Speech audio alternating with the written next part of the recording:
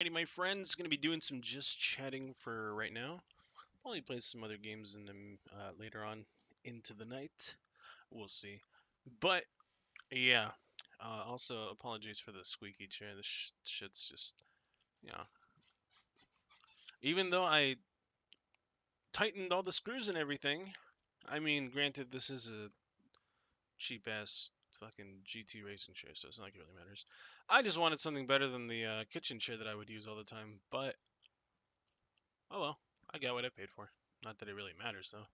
Probably end up going back to using the the kitchen chair if anything, just because oh, uh, I don't really see a whole point in having the whole like racing chair vibe thing, whatever the fuck you want to call it. I don't even know, aesthetic. It doesn't do shit. It doesn't feel great. It sucks. And especially if you're going to be sitting on computer for hours on end, you want to get something that's going to be really comfortable. So this ain't it, Chief. And anybody who buys these chairs, myself included, don't fall for it. It ain't worth it. Literally get yourself the most comfortable, like, comfortable chair that you can get. And hell, buy yourself a little footrest too. But man, like, it'll be way better than this shit. That's for sure. Anyway, let's watch rock stars flipping out at fans in the concert. Let's do it. 2 days ago. Overseas after assaulting a fan. But first, let's take a look at what happens when audience members throw things at the stage. Like when lead singer James Hetfield threatened to end a Metallica show after being battered with shoes. Why did you throw that at me? I have a question. Why did you throw that at me? I thought you guys want to throw shit? We'll walk off the stage, you can throw all the shit you want. Thankfully, Metallica was able to finish their performance, unlike the oft-hated Nickelback, who had to abruptly end a show after the crowd wouldn't stop pelting them with rocks. Have we got any Nickelback fans in Portugal? Up to you. You guys want to hear some rock and roll or you want to go home? See ya. The band walked off stage after playing just 2 songs, flipping off the crowd as they did so. However, it's Megadeth frontman Dave Mustaine who takes losing his temper with fans to a whole new level. You look like Eminem, you stupid Mustaine has certainly earned a reputation for being ruthlessly unforgiving towards hecklers, using devastating insults to put them in their place. Every village has a asshole and you're it. See, that's what happens when cousins The frontman's most legendary freakout took place during the infamous 1999 Woodstock Festival, when he became the target of a mischievous laser pointer in the audience. I see who you are with the laser, you little kid. Oh, aren't you so cool? In front of over 400,000 fans, Mustaine absolutely destroyed the offender, undoubtedly causing them to reconsider their decision-making abilities. Yeah, I saved all my allowance from mommy to go buy a laser so I could shine it at Dave. I bet you're probably still a virgin, aren't you, Peckeroid? As if that weren't enough, he went as far as hinting at potential violence from the large crowd if the laser pointing persisted, promptly putting an end to any further misconduct. How about you be cool so the people around you don't beat your f***ing brains in and let me play guitar, okay? Paul Stanley of Kiss had his own run-in with a laser pointer in 2009, and was forced to stop the show to confront the troublemaker. And if y'all want to see me shove a laser pin up some motherfucker's ass, it's that guy right there. Stanley gave the young fan an earful, shaming him for his misbehavior and even ordering him to go home to his mother. Now why don't you go out, because your mom's probably waiting with the car running.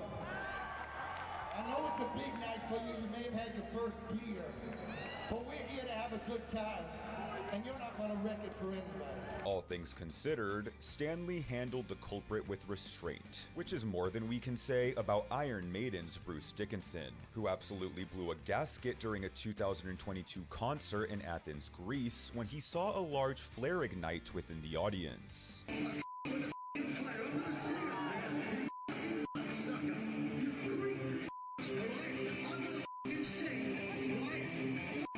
Dickinson faced criticism for referring to the flare-wielding fan as a, quote, Greek debate, with many arguing that it was unnecessary for the singer to bring ethnicity into his insults. However, in a more understandable outburst, Dickinson famously lost his temper when he witnessed a fan, whom he referred to as Fat Boy, bullying a girl in the crowd.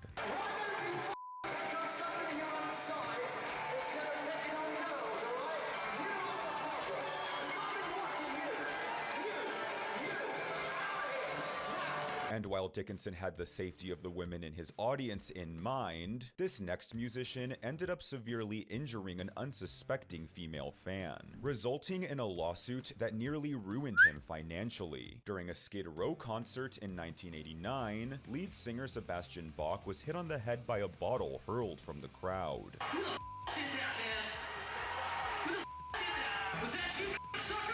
The singer threw the bottle back in retaliation, but rather than hitting his intended target, he accidentally struck a 17-year-old girl, leaving her with severe facial cuts and bruises. Bach then jumped onto the crowd to brawl with the bottle thrower, and even issued a challenge to meet him at his tour bus for a real fight. So you bring an asshole to me after the show and the purple tour bus, and then we'll fucking tango. He was subsequently arrested and charged with 4 counts of assault. A lawsuit filed by the girl he injured resulted in a $500,000 cash settlement, which almost derailed Bach's career completely. And speaking of ruining your own career, during the 2016 Dimebag Darrell tribute show, Pantera frontman Phil Anselmo faced heckling from the audience, and chose to respond by raising his arm in a fascist salute and shouting a racially charged statement to the crowd.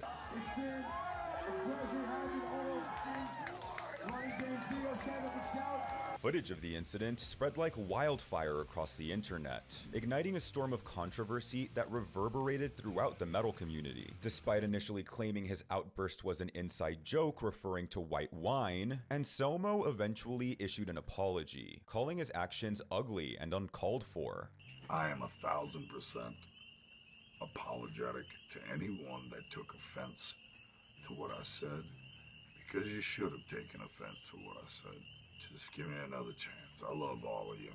Anselmo continues to face the repercussions of the incident, with public outcry over the singer's past behavior resulting in the cancellation of Pantera's scheduled 2023 concerts in Germany and Austria. This next musician also stirred public outrage due to their onstage actions, as in 2017, Queens of the Stone Age's Josh Homme was captured on video kicking an unsuspecting photographer's camera into her face. Homme was blasted in the media for his cruel behavior, but this was far from his first public freakout. The frontman drew criticism following his 2008 tirade against an audience member who threw a shoe at him at the Norwegian Wood Festival. Turn around, you f***ing pussy with the black hair.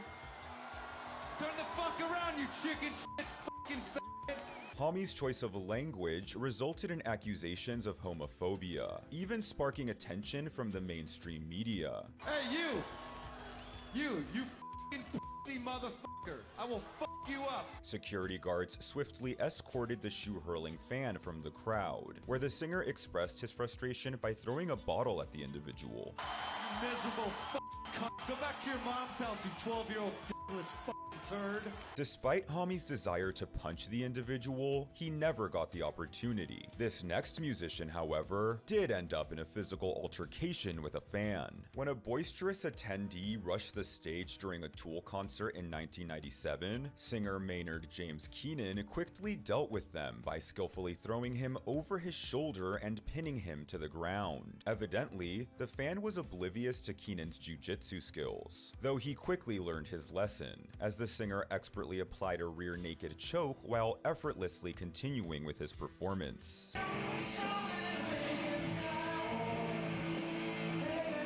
Nevertheless, Smashing Pumpkins frontman Billy Corgan took a different approach when dealing with a stage rusher. Get the f*** off my stage before I punch you in the face.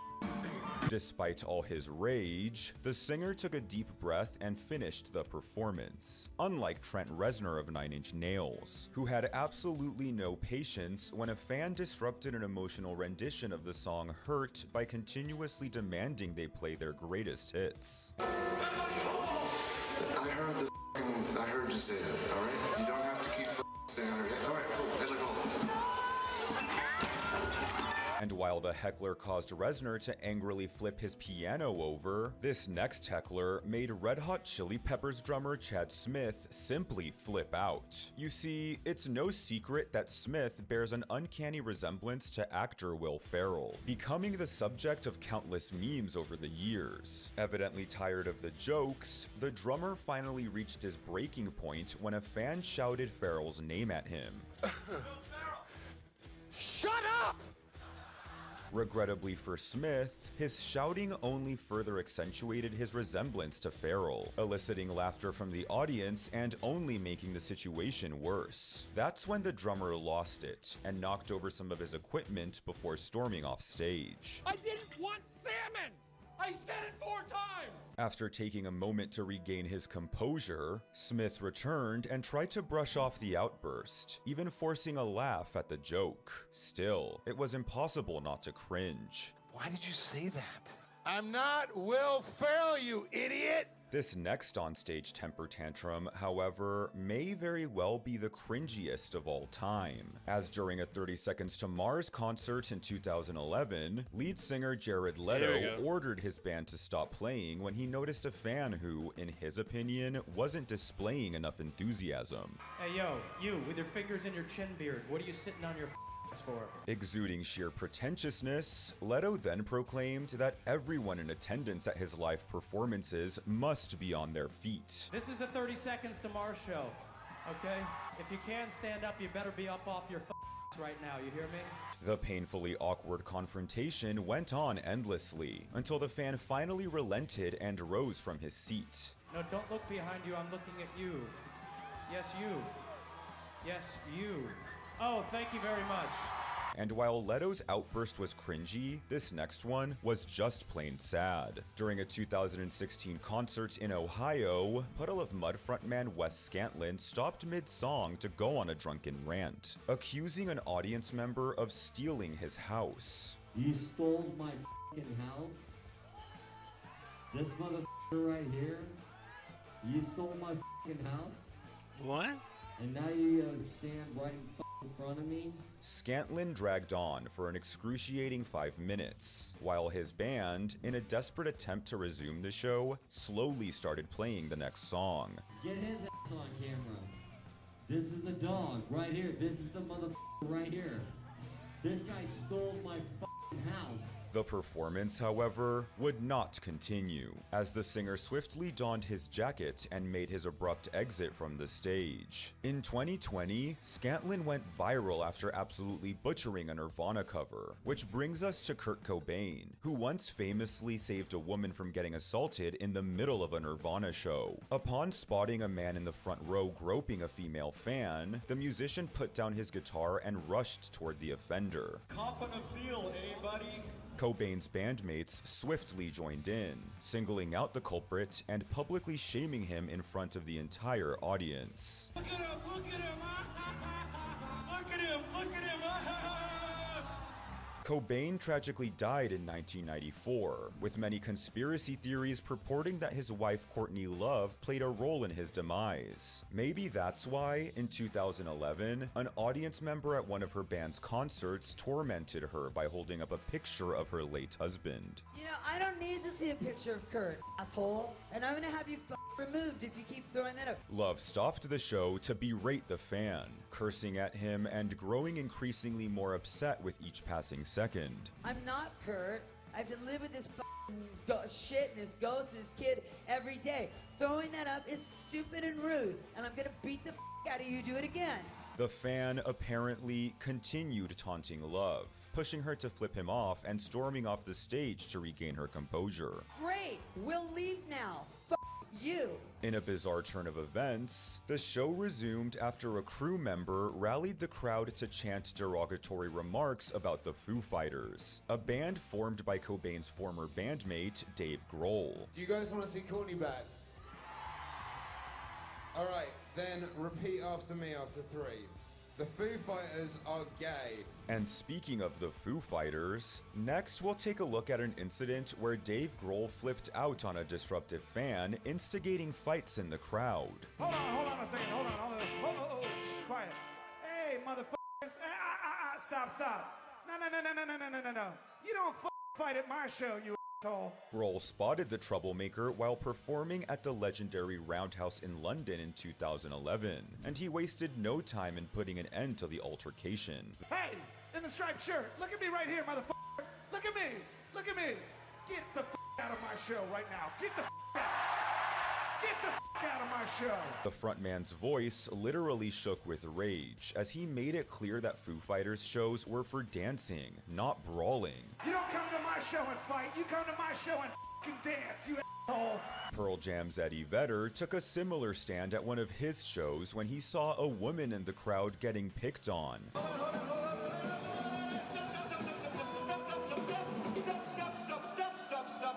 Hey, mister.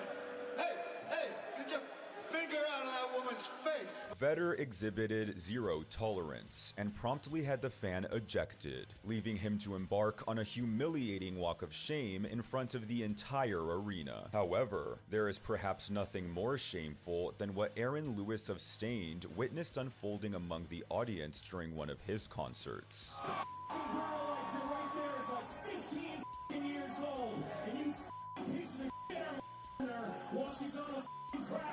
Lewis, who has 3 daughters of his own, was understandably furious and unleashed an irate lecture to the offenders, leaving no room for a misunderstanding. Your mothers should be ashamed of themselves, you pieces of shit. You should all be beaten down by everyone around you for being pieces of shit. The singer concluded by delivering a stern warning aimed at anyone brazen enough to engage in such conduct for the remainder of the show. If I see that shit again, I swear to God, I will point you out in the crowd and have everyone around you beat your ass. Next, we'll lighten the mood with the hilariously bizarre incident wherein Smash Mouth lead singer Steve Harwell lost his cool on stage after being bombarded with slices of bread. You throw one more piece of shit on fucking stage, I'm gonna come find your ass. I'm gonna beat your ass. Whoever the you are out there, okay? You wanna be a badass? Come up here, come on. Walk your badass up here. Come on stage. Come on stage, badass. Come on. Seemingly entertained by Harwell's anger, the crowd persisted in their bread throwing, leading to an explosive outburst. I will tell you right now, I will beat the out of you, okay? You're a punk. As bread continued to fly at him, Harwell began to make his way toward the crowd, eager to unleash his fury. Thankfully, security intervened just in time to restrain him. If you're man enough to throw something at me right now, I'm gonna walk out there and beat the out of you. You little you're a bunch of little In this next case, however, security was nowhere to be found as Slipknot's Corey Taylor was caught on film slapping a phone out of a fan's hand. Taylor later explained that his actions were fueled by his frustration over seeing someone engaged in their phone more than the performance. I am the dude who knocked a phone out of somebody's hand last year. I wasn't going to say that. And then caught hell for it. My thing has always been, bring your phone, take pictures, do whatever you want. But why? Are you so terrified of real life that you can't do anything unless it's on that little 4x4 screen? Which brings to mind the legendary tirade by Disturbed frontman David Draymond, who in 2016 called out a fan for incessantly texting during one of his shows. So what is so important going on in the world that you need to be texting the entire show? As the entire audience showered her with boos, the woman was visibly embarrassed and defiantly responded by flipping Draymond off. You've had your face in your phone the whole goddamn show. Are we that boring? Her gesture only made the situation worse, as Draymond continued scolding her. Seriously, it's f***ing rude. It is. If you don't want to watch, don't watch, but don't stand there in front of the f***ing stage in the front row of the balcony where everybody can see you texting the whole time on your phone. After the video went viral, the woman disclosed that she had been texting her 14-year-old daughter to calm her down during a violent hailstorm outside their home, and Draymond would ultimately admit that he deeply regretted his actions. I had no idea what she had going on. I wasn't privy to the kind of crisis she was dealing with, and I meant it all in good fun. She unfortunately took it the wrong way, and you know, I feel bad about that, and that's the truth. Unlike Axl Rose, who never expressed remorse after beating up a fan during a Guns N' Roses show. Hey, take that, now hit that guy and take that. After security failed to confiscate a man's camera, Rose leapt into the crowd to do it himself, pummeling several audience members in the process. He then furiously stormed off the stage, declaring the immediate cancellation of the remainder of the show. Well, thanks to the lame-ass security, I'm going home. That's when the mass of fans erupted into chaos, sparking a riot that led to numerous injuries and resulted in an estimated $200,000 in damages. The police had attempted to arrest Rose, but the musician had already flown overseas to continue the tour, and it would take almost a year for them to apprehend the singer and formally charge him. Rather than apologize, the band would reference the incident in their subsequent album's thank you notes, with a message reading, F you St. Louis. If you enjoyed this list, make sure you check out our video, The Worst Rock Stars to Meet in Real Life. From Wild. They really that bad? Damn.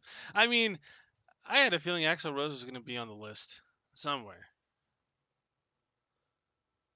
Some rock stars are actually terrible people, so let's take a look at some of the worst ones to meet in real life. Starting with Gene Simmons of Kiss, who throughout his career has gained a reputation for making highly controversial statements. However, he definitely crossed a line in July of 2014 when he made derogatory remarks about fans dealing with depression. He told Songfacts.com, "My mother was in a concentration camp, but she still gets up every day, smells the roses, and loves life. And for a putz 20-year-old kid to say, I'm depressed, F you, then kill yourself." The timing of Simmons' comments was highly insensitive, coming just days after the heartbreaking self-inflicted loss of the beloved Robin Williams. However, he did not stop there. His tirade only got worse. "I always call them on their bluff," he continued. "I'm the guy who says jump when there's a guy on top of a building. Why are you announcing it? Shut the F up, have some dignity, and jump." Simmons faced a tremendous backlash in the aftermath of his remarks, leading to multiple radio stations boycotting all Kiss songs in protest. He later issued a public apology, with Simmons stating that his comments were made without regard for those who truly suffer the struggles of depression. But another rock star who had to publicly apologize for their actions is former Skid Row frontman Sebastian Bach. In 1989, Bach was widely criticized when he threw a bottle from the stage, accidentally hitting a female fan and breaking her nose. That was just an emotional reaction at the time, but if you can't do that. You can't jump in there and kick somebody's ass. When you go to jail, it makes you think. After facing criminal charges and a $500,000 lawsuit, the singer vowed to control his temper. Nevertheless, Bach's aggressive behavior resurfaced in 2002 when he was involved in a highly publicized altercation at a bar in New Jersey. According to witnesses, the singer threatened to shoot a bartender who had refused to allow him outside with a drink. Bach continued with his verbal tirade when speaking with police on the scene, vowing to return with a gun and shoot anyone who stood in his way. Even from his holding cell, the belligerent singer would menacingly whisper, "Just wait till you see what I do." Jail is not a very good experience. Bach was charged with disorderly conduct, simple assault, and making terroristic threats, with the persistent nature of his threats resulting in a substantial bail amount of $10,000. And if you think that's a lot of money, wait until you hear about the $100,000 bail set on Guns N' Roses frontman Axl Rose. It all started when Rose spotted a fan in the audience taking pictures of him during a 1991 GNR concert. The singer ordered security to confiscate skate the camera. However, they failed to act quickly enough, pushing him to take matters into his own hands. Hey, take that! Take that! Now, hit that guy and take that! I'll take it, goddammit!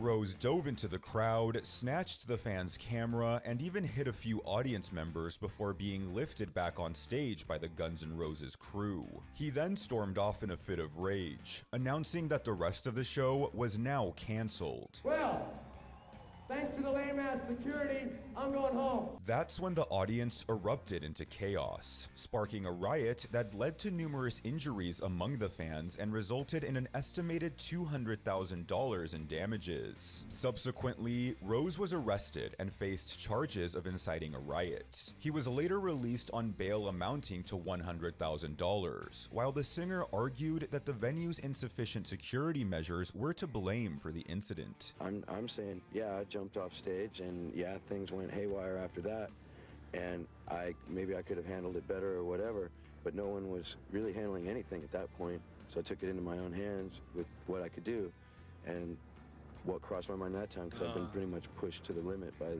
their lack of security. But I don't see anybody else in St. Louis really taking any responsibility for anything that happened. Rose was ultimately found guilty of property damage and assault, yet few rock stars have faced as many assault charges as Motley Crue's lead singer, Vince Neil. The frontman has been arrested for assault on 5 separate occasions, throwing punches at everyone from record producers to escorts. However, it's Neil's 2016 brawl involving actor Nicolas Cage that stands out as the strangest of them all. While waiting outside the Aria Resort and Casino in Las Vegas, a fan approached Neil for an autograph when, out of nowhere, the singer pulled her to the ground by yanking her hair. In an attempt to control the situation, Cage then put Neil in a headlock, all while drunkenly screaming how much he loved him. Stop this. It was evident that both celebrities were under the influence as they hastily fled the scene. Neil was found guilty of misdemeanor battery and was subsequently sued for $150,000 by the autograph-seeking victim. It's safe to say that Crue fans should just avoid approaching the band in public, especially considering drummer Tommy Lee's 2012 outburst against fans requesting photos with him. In a lengthy rant posted to the band's Facebook page, Lee wrote, "I effing love my fans. What I have a problem with is taking pictures. I hate it. I'm not here to take pictures with you. I'm here to entertain you." Taking a firm stance, the drummer also announced his decision to no longer participate in Motley Crue's $900 fan meet and greet sessions. However, it was later revealed that Lee's aversion to meeting fans stemmed from an unfortunate incident wherein he was asked for a selfie at a mortuary while collecting his mother's ashes. Fortunately, Lee managed to maintain his composure, unlike Sugar Ray frontman Mark McGrath, whose expletive-filled outburst on a fan has become one of the most viral celebrity freakouts ever. It all started when one troublemaker in a crowd of fans yelled, quote, "Sugar gay" at McGrath, and things quickly spiraled out of control from there. The singer immediately lashed out, unleashing a barrage of curses and threats towards the heckler. Who said sugar gay? I'll beat your fucking ass. Who said that? Did you? Oh, I'll choke you. McGrath continued on his tirade, even urging the crowd to beat the man up on his behalf. There was just one problem. McGrath had mistakenly confronted the wrong person, as the individual he threatened was not the one who had taunted him. McGrath has since expressed remorse over his violent reaction, admitting that he was intoxicated and acted like a moron. But once I heard the sugar gay comment come in, I was just drunk enough, just stupid enough to react to it. Yeah. So, being the terrible, fake, tough guy I am, I looked at the smallest guy and found him. I don't know if the dude even said it. However, this next musician doesn't need a drink to act out, as many have criticized rock singer/actor Jared Leto for his insufferable commitment to staying in character. While playing the role of the Joker in 2016, the actor tormented his co-star Margot Robbie by gifting her a live rat. Another castmate would recount an even more disturbing incident, where Leto channeled his inner Joker by having a decaying pig carcass delivered to the rehearsal room. It freaked everybody out, but that was the point.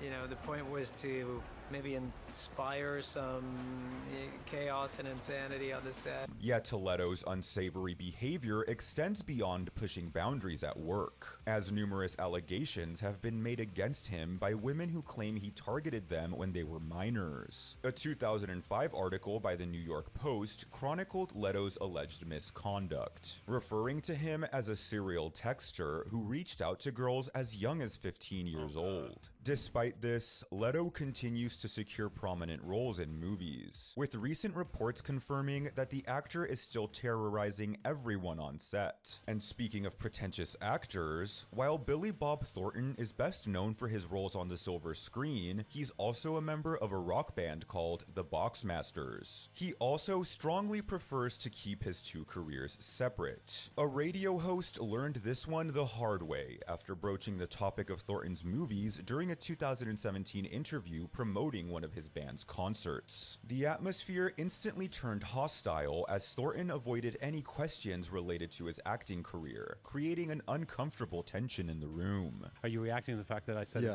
I am. Since you're instructed not to talk about shit like that, yeah, I am reacting to that, yeah. Because I mentioned that you were an actor and a screenwriter? Well, first of all, that wasn't supposed to be mentioned either. You would prefer me to only do this interview not mentioning at all, and just to clarify, that's correct, at all that you've ever done anything in terms of acting, screenwriting. That's correct. Despite the band's initial plans to perform a song on air, Thornton refused to participate, offering a weak excuse for his lack of involvement. Okay, you're not going to play? Well, I'm a drummer. And you don't have your drums here? No, we don't cart those around at 6 o'clock in the morning. Okay. All right, well, how about we... Ironically, the very concerts that Thornton was promoting ended on a sour note, with the band being booed due to the actor's childish behavior during the interview. This next musician, however, was booed by one of the biggest crowds imaginable, and took out his frustrations on an unsuspecting young fan. During the Download Festival in 2018, shock rocker Marilyn Manson took the stage as the opening act for the band Avenged Sevenfold. However, the crowd predominantly consisted of A7X fans, who relentlessly booed Manson as they eagerly anticipated the next act. Aggravated by the audience's reaction, Manson decided to engage with the crowd by inviting a group of them to join him on stage. This is where things took an uncomfortable turn. Manson would single out one particular concert goer wearing an Avenged Sevenfold shirt, demanding that he take it off. No, take this shirt off. Take this off.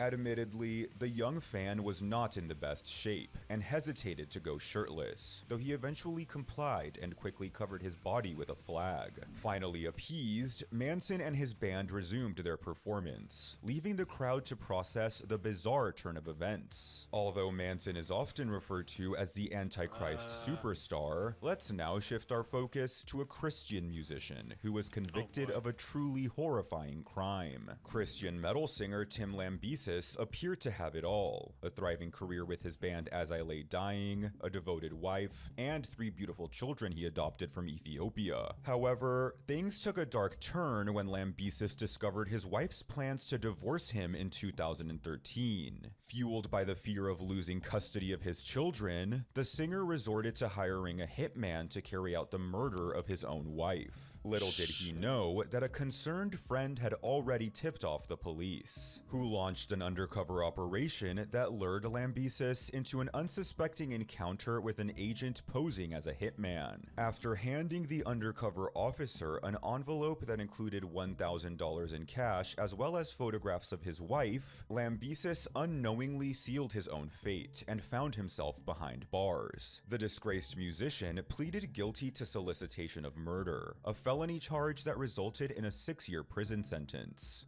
I lost myself, I lost my way, and I sat there in a cell being like, how did I become this person? This is like, it like kind of blew my own mind, you know what I mean? Like, prosecutors described Lambesis as both a danger to the public as well as a flight risk. This next musician, however, posed a different kind of danger, but this time it was to an actual flight. In 2002, REM guitarist Peter Buck caused quite a commotion during an international British Airways flight from Seattle to London. It was aboard the nearly 10-hour journey that Buck consumed 15 glasses of wine, which inevitably led to his belligerence towards the flight staff. The situation escalated when he was refused further alcohol, and was then caught trying to steal a bottle of champagne from the galley. Buck responded by punching the plane's wall, and even tried to pull a knife from a serving cart. In a bizarre turn of events, he even brandished a cup of yogurt and a spoon,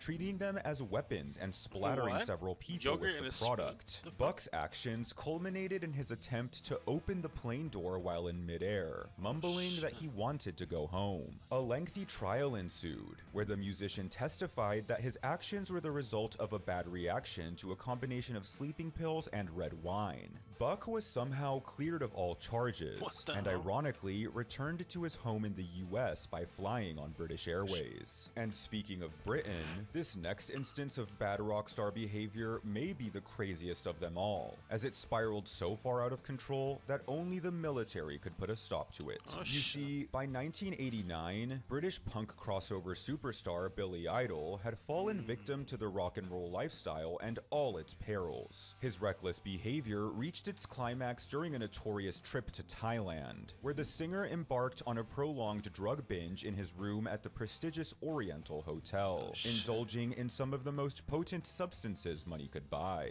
Eventually, hotel management had seen enough and attempted to force Idol out of the establishment. The singer, however, refused to leave and proceeded to cause nearly $250,000 worth of damage. Realizing they could no longer deal with the problem on their own, the staff called in the local military, who, according to legend, shot Idol with a tranquilizer dart and strapped him to a stretcher before wheeling him out of the hotel for good. And if you thought these stories were crazy, then you need to watch our video on Rockstar Feud.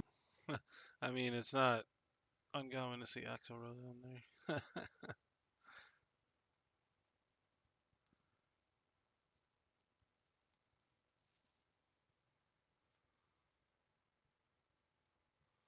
Richard Benson. I don't know who that is.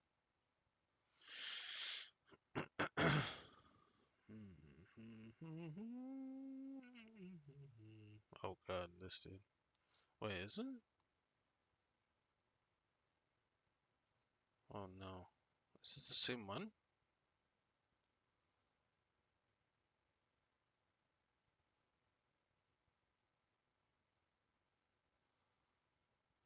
Okay, hold on. I don't know if this is the one, but... No, sorry. This is the different one. Sorry, In March 2014, a young student was making her way home from school. Her parents expected her to be home by around 4 PM, but as the evening arrived, they realized that something was amiss. The young girl seemed to have vanished from thin air. An eyewitness and hasty letters left behind suggested a very concerning story, and little did they know that their daughter had been kidnapped by a strange man with very bizarre motives. But who exactly was Kabu Terauchi? What did he want from this young teenager? And what happened in the weeks, months, and years after? Welcome back to Coffee House Crime, folks. My name is Adrian, and today we're returning to Japan to look at the disturbing case of Kabu Terauchi. Now, before we begin, and just to let you know that I post true crime and strange cases here weekly, so if that is your sort of thing, please consider subscribing to the channel. We're jumping straight into this one today, folks, so please grab yourself a coffee, pull up a seat, and get ready for the deep dive. This is the case of Kabu Terauchi.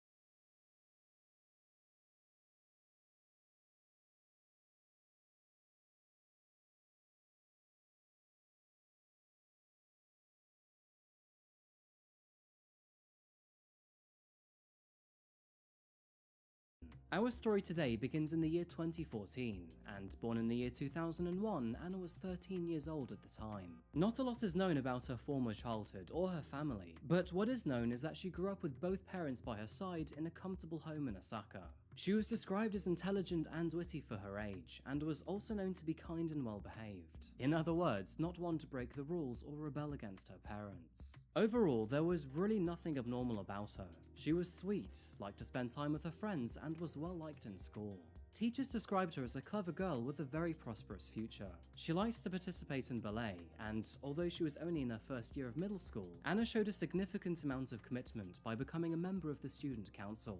Smart, promising, and punctual. These were the 3 words used to describe Anna. However, in March 2014, that final characteristic would, for want of a better word, disappear.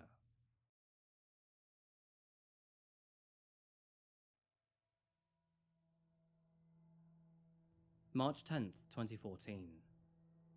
It was a Monday, and the weather was partly cloudy, with the low temperature dipping just below freezing. The time was 3:30 p.m. School had just finished for the day, and Anna was making her way home via her usual route. Although she was only 13 years old, she was trusted to make it back home safely by herself.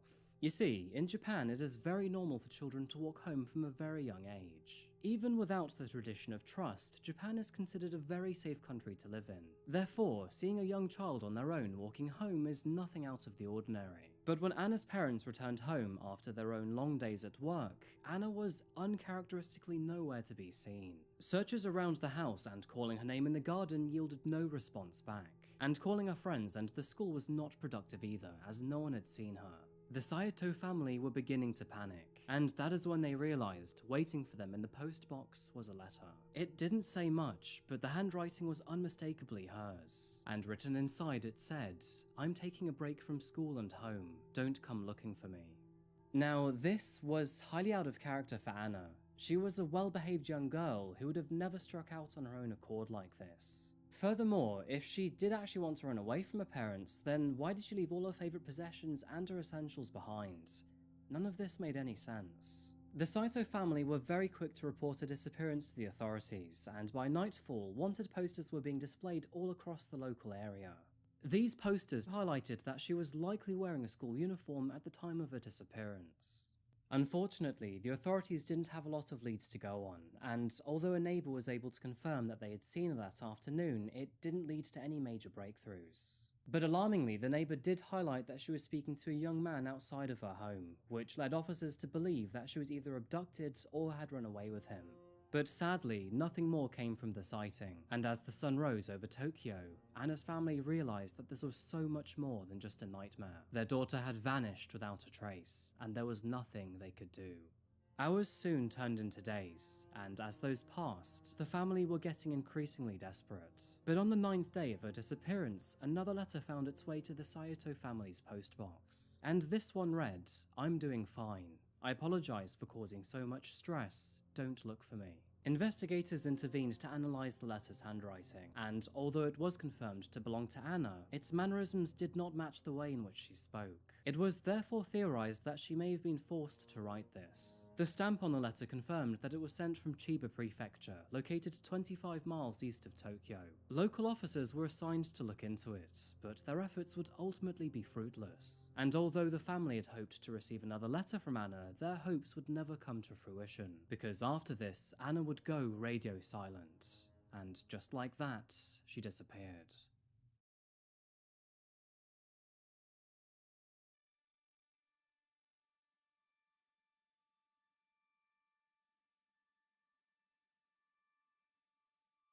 Unknown to the rest of the world, Anna had been abducted by a man named Kabu Terauchi.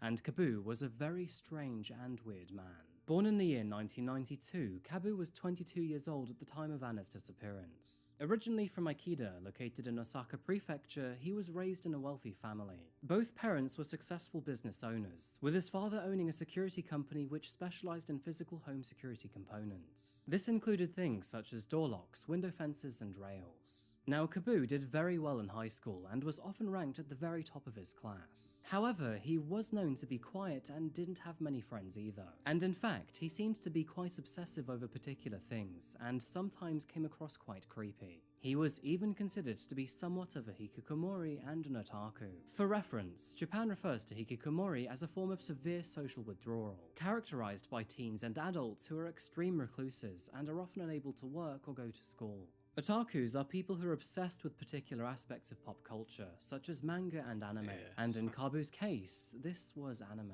Kabu was ultimately very successful with his academics. He attended an aviation school in Tokyo before eventually moving to California, where he obtained his pilot's license from another aviation school.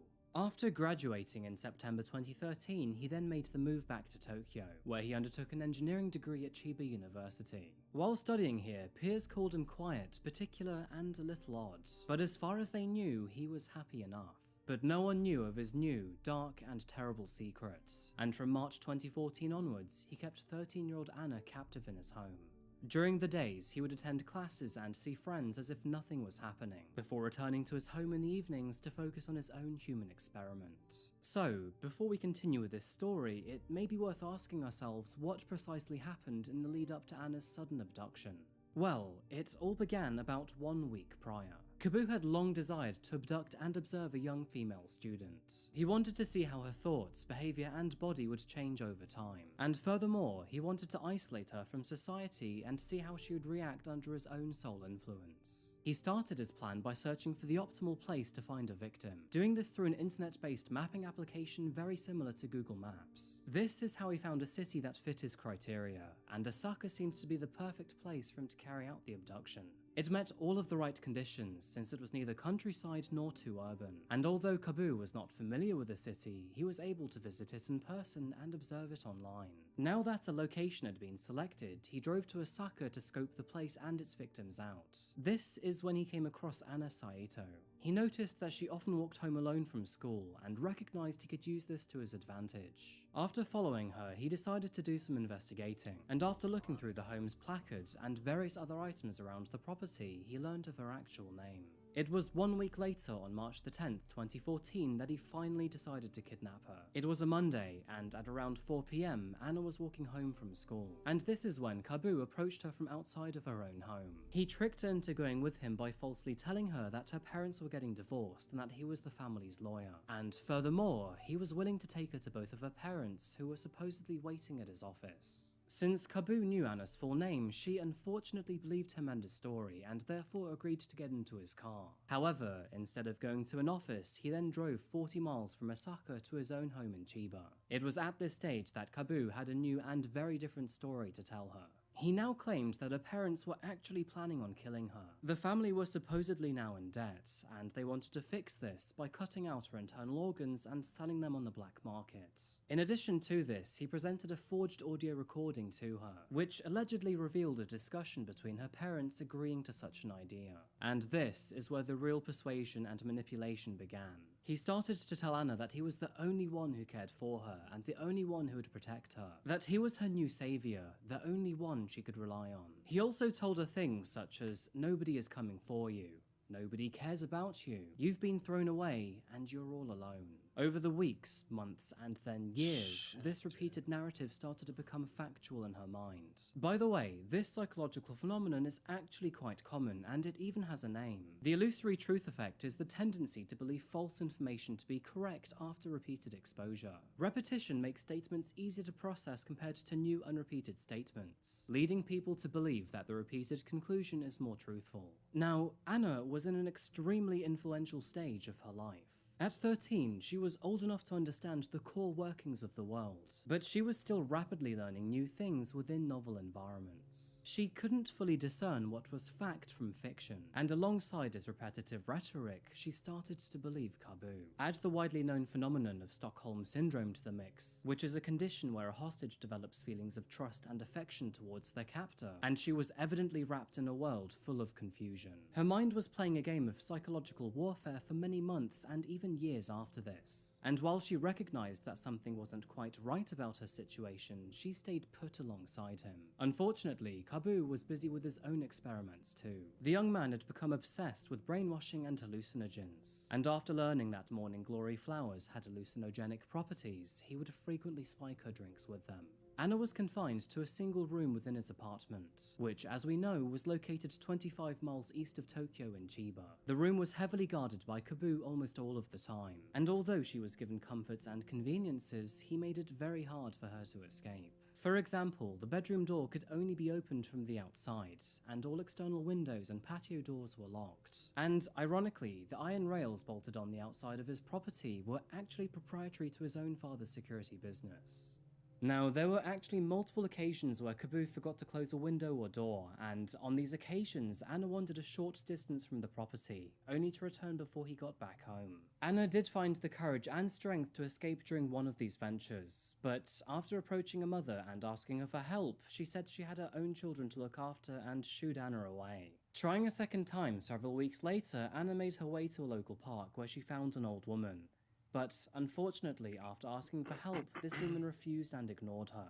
Both of these occasions reinforced the narrative that no one cared about Anna, and that, furthermore, she had no better place to be than Kabu's apartment. And although Kabu never found out about her ventures outside, neither did anyone else, with not a single neighbor noticing her exit the apartment or wander around the area. On occasion, Kabu would actually take her outside on small excursions. She sometimes accompanied him for dinner to a restaurant or to a supermarket, but she was always unable to escape because she was forced to hold his hand. This highly abnormal and dysfunctional dynamic continued for a large stretch of time, and by February of 2016, Anna Saito had been missing for almost 2 years. The burden and pain her mother and father felt was enormous. It is no secret that a child missing for that length of time is usually indicative of very bad news. But despite 23 months of silence, they still held on to hope. She was still out there somewhere. Both of them could instinctively feel it. And Anna was indeed still alive, although under captivity, with Kabu still watching and observing her. In anticipation of his imminent graduation from Chiba University, he made the move from Chiba to an apartment near Higashi Nakano Station, found in Tokyo's Nakano ward. This move was the first one he had made in years, and Anna would go with him. Now, the apartment was nothing special, but it did do its job. Located a few floors up, it had a balcony and a somewhat restricted view of Tokyo. And hey, the bedroom that Anna was kept in even had a door handle this time, which is a very important detail to the next part of our story. Because that was when, on Sunday, March 27th, 2016, a very sudden and shocking twist in the story occurred. A phone call was made to the Saito residence, and after Anna's mother picked up the receiver, a small voice responded back. It was Anna, and her mother instantly knew it was her. She hadn't heard her daughter's voice for 2 years, 2 weeks and 3 days. Yet here she was, on the other end of the line.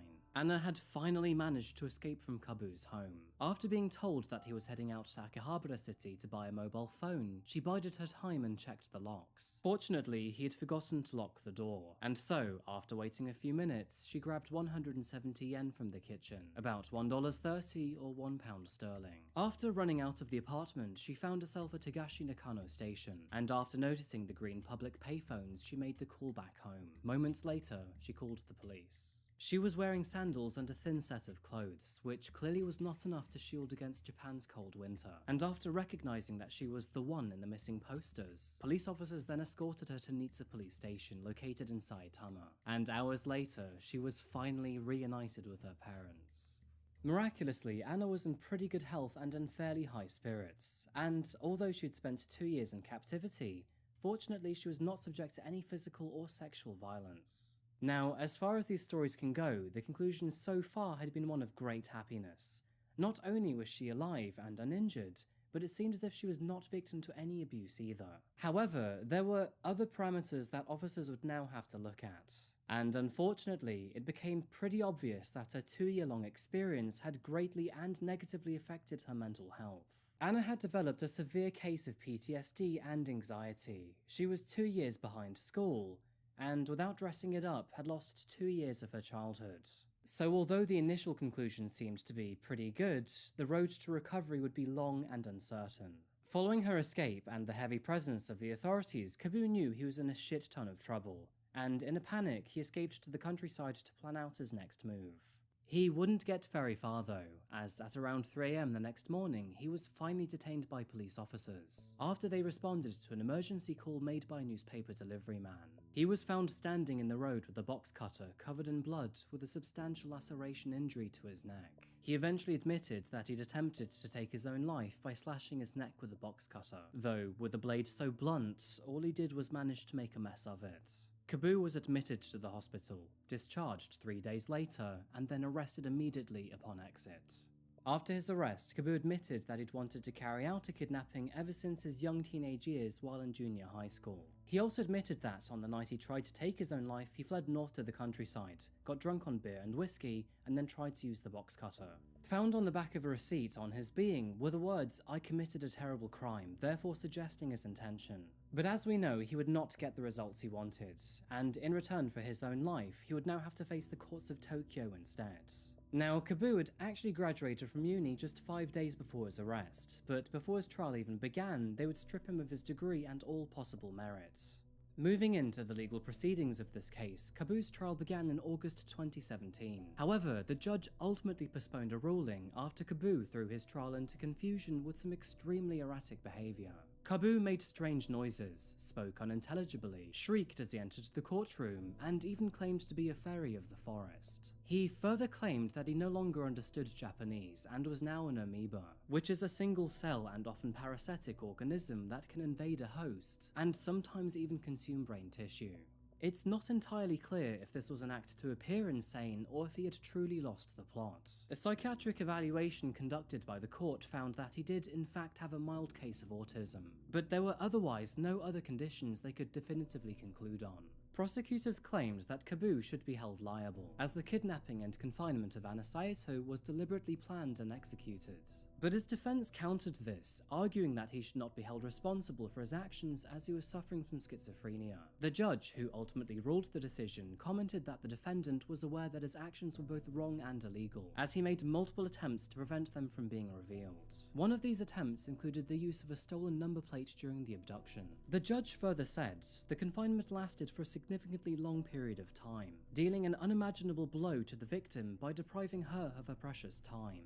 The defense argued that Anna's account suggested there was no physical violence or verbal or sexual abuse during her confinement. But Anna's own psychological review was not so positive. It concluded that she had developed a severe case of PTSD as a result of his actions, and even a year after her release, she was still suffering from debilitating flashbacks and was still struggling to readjust to society. She furthermore had severe social issues, struggled to connect to people, and was often too scared to go outside alone. Kaboo himself argued that he'd only committed the crime because, quote, the instructions were sent to my brain, and he also said that he was very sorry to the examination subject. When asked why he was calling her that, he said he considered his crime to be an experimentation, and he further added that he wanted to treat her as an animal, not as a human being. On March 12, 2018, the Saitama District Court sentenced Kaboo Terauchi to 9 years in prison for his role in abducting and imprisoning Anna. But there appeared to be some contention on both sides of this verdict. While the public prosecutors demanded a minimum term of 15 years, Kaboo unsurprisingly wanted less and appealed. But the High Courts rejected his appeal, and to really rub salt in the wound, in February 2019 they readjusted his sentence to 12 years instead, nullifying the lower court ruling of 9.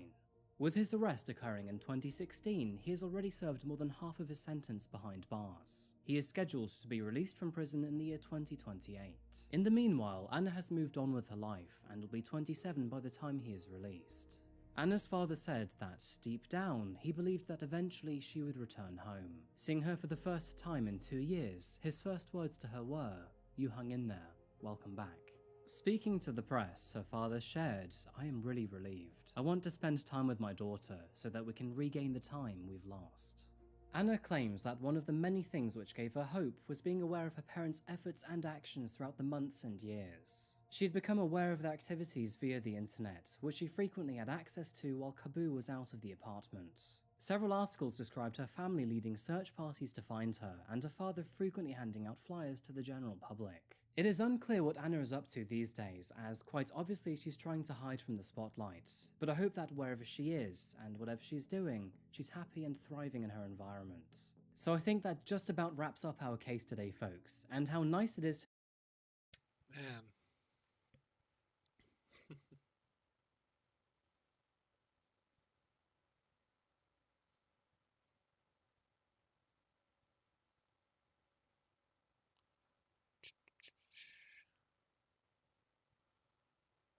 Let's see. Infamous case of the Acid King? What the fuck? What is this?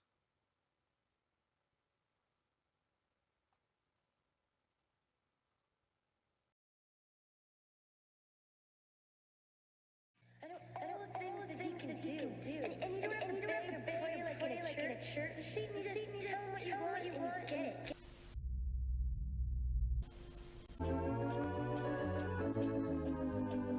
The inverted cross. Now this is satanic. This is a very generic symbol. Heavy metal music. The rock show Death Fest 1 is being staged at the Jackson Optimus Sports Arena.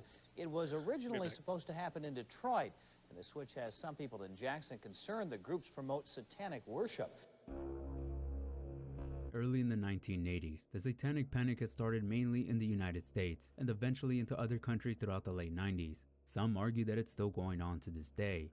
It was a moral panic that started due to rumors spreading across country that people were performing satanic rituals. And during the 80s, American pop culture was obsessed with the occult and satanic imagery, which led to many people believing that magic, heavy metal music, and role-playing games like Dungeons & Dragons would infiltrate the minds of the youth, leading them to worship the devil. Some parents believed devil worshippers would roam around the streets looking for human sacrifice, doing drugs, and selling it to kids. The problem is none of these claims were able to be backed up since there was nothing to prove that these events had ever occurred, until the case of a teenager who went by the name the Acid King.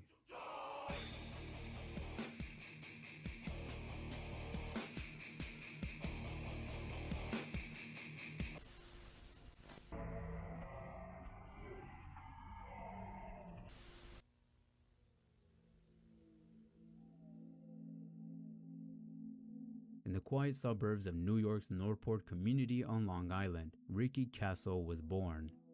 He was named after his father, Richard Dick Kasso, who was a well-respected history teacher and football coach at Cold Spring Harbor High School. His mother, Lynn Kasso, was a teacher as well. To avoid any confusion, I will be referring to Ricky's father by his middle name. Ricky's parents would later have more children, and Ricky would be the oldest, as he had 3 younger sisters. For some time, Dick and Lynn would describe Ricky to be the greatest kid in the world, and Dick believed his son had a bright future ahead of him. He would describe Ricky as a model child and a young athlete. As a young boy, he would wake up early in the morning to play football with his friends and occasionally with his father. Though Ricky's bright future would soon start to fade away when he started the 6th grade, he would slowly become rebellious and started to smoke marijuana at the age of 11. And this was just the start of his interest in drugs, devil worship, heavy metal, and the occult.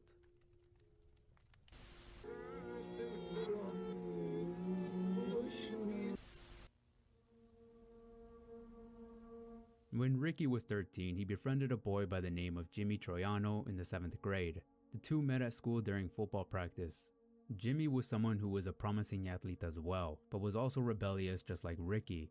You see, Jimmy had been in juvenile hall before for almost a year and already had experience with using and selling acid. The two hang out quite often, experimenting drugs together. It started out with smoking marijuana to later graduating to stronger drugs like mescaline, LSD, and PCP. Eventually, the two would begin skipping class and football practice to meet up and do drugs. A classmate of Ricky's remembers him walking into art class and began drawing a dragon where he kept mentioning that the dragon was moving. Though this would just be the beginning. As his use of drugs increased, so did his anger problems. And during a football game, Ricky was ejected for an illegal hit he did on the opposing quarterback, and Ricky's father was angry. Now, I mentioned Ricky would play football as a kid, but Jimmy stated that Ricky hated football. He says it's because Ricky never liked the sport at all and always made comments saying, "I hate this sport, I hate this game." Jimmy also added that Ricky only played football because his father would force him to. Over the years, the two would continue to use drugs and get high together. Ricky eventually stopped caring about school and football and would ultimately drop out of high school when he turned 16. Ricky became well known for not only his use of hallucinogenic drugs, but selling them as well. Because of his reputation, the younger teens had looked up to him because he was always in possession of acid, and depending on his mood, he would allow these young teens to take a hit of his drugs for free. This is when he would begin to call himself the Acid King and would start obsessing over the idea of devil worship and the occult. His former classmates have stated that Ricky would hang out a lot at cemeteries where he would smoke 10 bags of PCP so that he can get in touch with the devil himself and chant, "Satan, Satan, Satan." According to someone, they stated the following.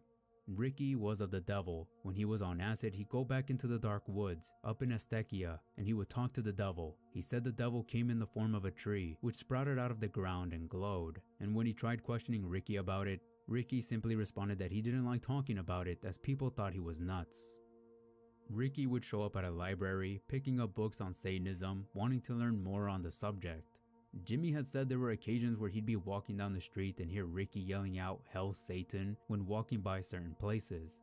His obsession with Satanism didn't come from reading books like the Satanic Bible, which he had expressed interest in, or people who claimed to be Satanist. Instead, it came from his love of rock and roll and heavy metal music. A former classmate had mentioned that he would begin to notice a change in Ricky's appearance, from having short hair and always smiling to having long hair and always wearing concert t-shirts. One of the popular spots Ricky and his friends would hang out a lot was the gazebo in the park down by the waterfront. Ricky's behavior would get worse and there was no sign of him getting any better. It was unbearable to his parents. Ricky's father had made a statement about his son's behavior saying, he became insubordinate to his teachers, then joined in a house burglary and began to get in trouble with the police. Ricky had told his father, "I enjoy the fantasy world of drugs. You can't stop me. I love drugs." He would scare his parents when they found out that he would write songs about Satan and would openly talk about his drug deals. He'll say things like, "Mom, I'm going down to get a few hits of meth. I'll be back for dinner." He even told his mother that suicide is the ultimate high. He even went as far to put ketchup on his arm and call his mother, yelling at her, "See what you made me do." And as her mother runs to check on Ricky, he would laugh when she sighs in relief when she realizes that it's not blood. They would often kick him out of the house whenever they were fed up with their son's behavior. Ricky would then occasionally live on the streets, cars, local woods, garages, backyards, and houses of friends. Ricky would discuss with a friend that he wanted to start a cult and eventually would create a loosely organized cult that referred to themselves as the Knights of the Black Circle. What? The cult had 4 members, Ricky, Jimmy, Albert Quinones, and Gary Lowers.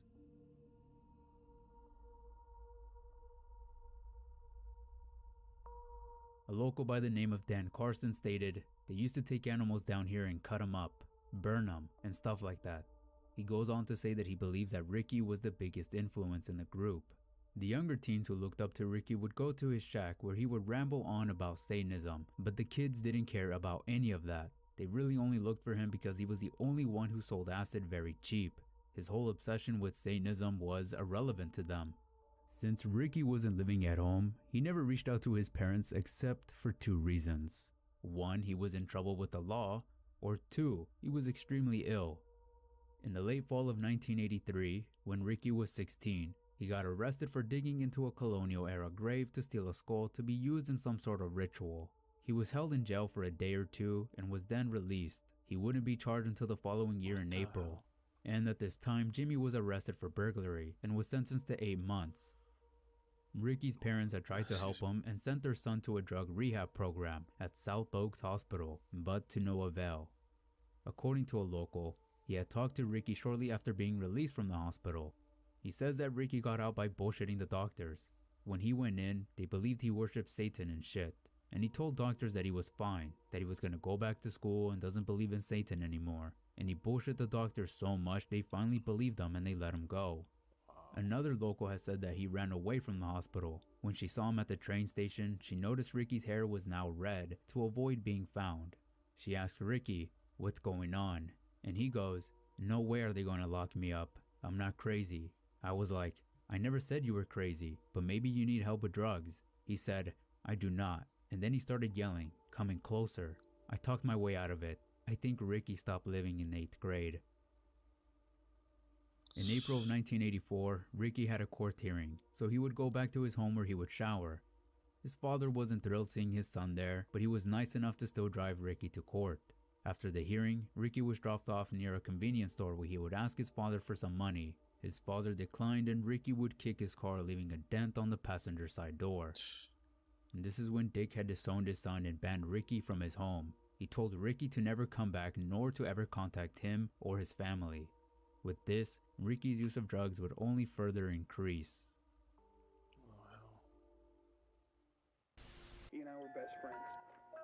Okay, best friends. I was always there for him. Always back. Ricky, Gary, and several other friends of theirs attended a party in the woods late at night. Ricky, being the Acid King, had brought PCP with them. As the party went on, Ricky would eventually pass out from getting extremely high. As Ricky was passed out, his friend Gary wanted more PCP. So as Ricky was still unconscious, Gary stole 10 packets of PCP out of Ricky's pockets. When everyone woke up the next morning, someone informed Ricky that they saw Gary stealing the rest of his PCP while he was asleep. Ricky became furious and confronted Gary, demanding he either gives his drugs back or pays them back. Gary refused that he had stolen any drugs from Ricky, but Ricky didn't believe him, so he had beaten him to a pulp. Gary would give Ricky back 5 packets of PCP. Since Gary only returned 5 out of the 10 he stole, this meant he owed Ricky $50, and Gary promised he would borrow the money he owed from his parents to pay him back. But Gary wouldn't keep his promise, and Ricky wasn't going to let this go. For the next few days, Ricky would continue to beat up Gary. The problem was that Ricky didn't even care about getting his money or drugs back. To him, this was all just to prove a point. Locals have said that Gary was afraid of Ricky and always seen getting chewed up and constantly getting his ass kicked. In one instance, someone saw Gary come out from behind a church. His jacket was ripped, cuts on one side of his face with blood dripping down. Another stated that she fixed his wounds up one time, his black eye and bloody nose. Gary would tell her that Ricky was an asshole and that he bought a knife to protect himself because Ricky had told Gary that next time he was going to do more and it won't just be a black eye. A month later, Ricky was starting to get sick as he had pneumonia, so he went back to the home of his parents and asked for help.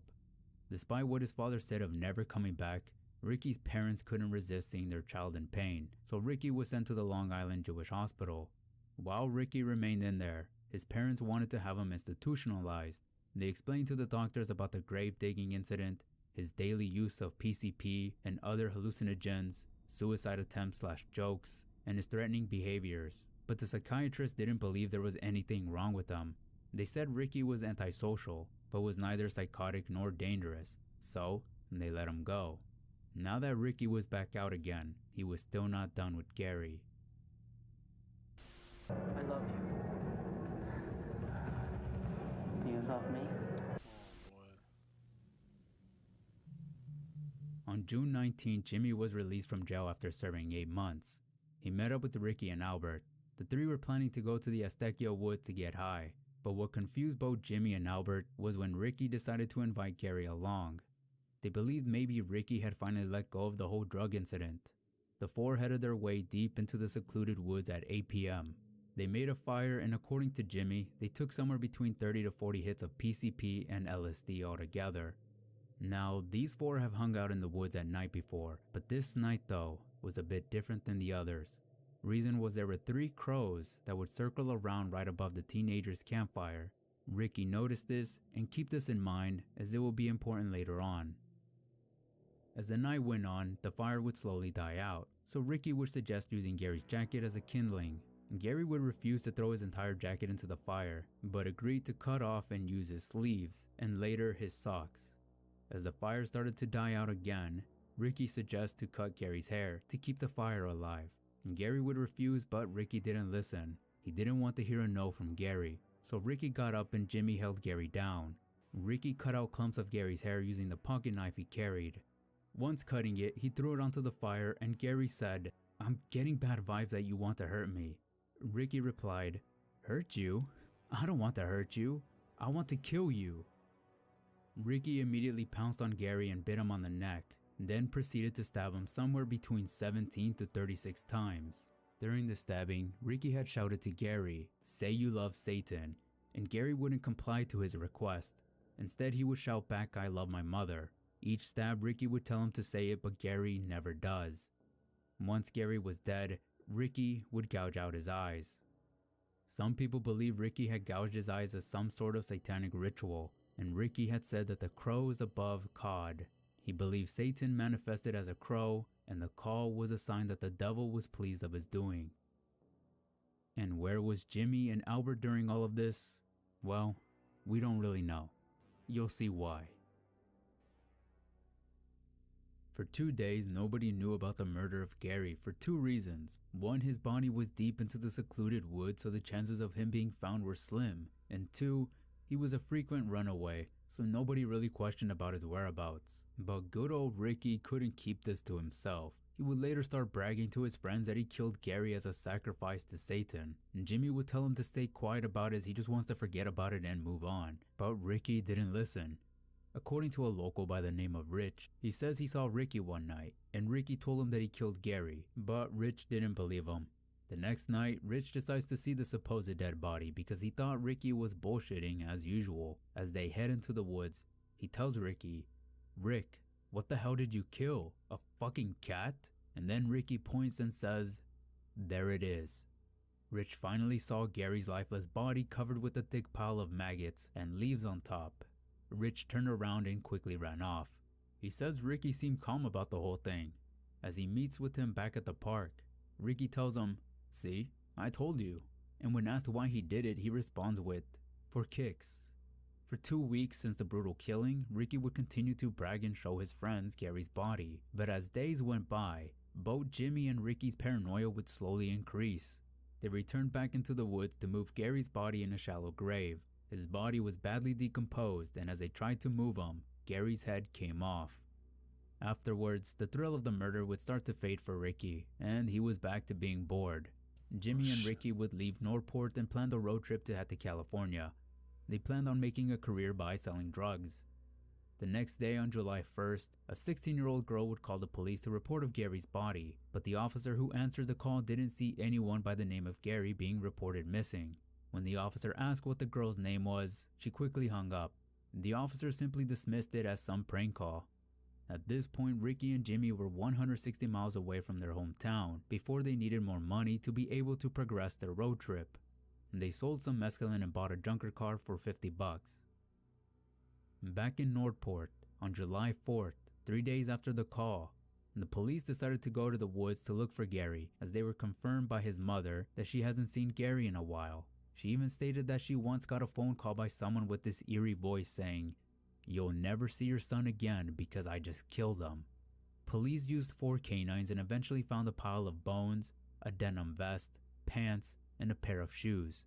Since his body was out in the woods for a little over 2 weeks, his body had been completely drained of blood and his face was practically gone. As police discovered what was left of Gary, Ricky and Jimmy decided to drive back home to party with their friends on 4th of July. The two partied, got high on acid, and eventually both would sleep in their vehicle. The next morning, police got a call of a suspicious vehicle. When an officer arrived, he noticed it was both Jimmy and Ricky asleep in their vehicle, so the officer called for backup since they were considered as highly dangerous. Backup arrived and arrested the 2 teenagers. They were still sluggish as they were still high from the drugs, but as they started to sober up, Ricky went back to his old, cocky ways.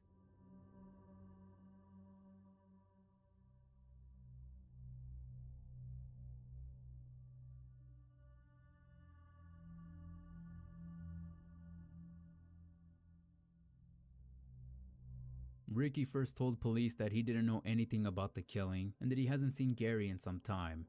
But later, Ricky would confess to the murder, and the chief who interviewed him said he sounded so proud of what he had done, stating he got what he deserved. Ricky would sign a confessed statement that he did the killing and Jimmy played no role into the murder.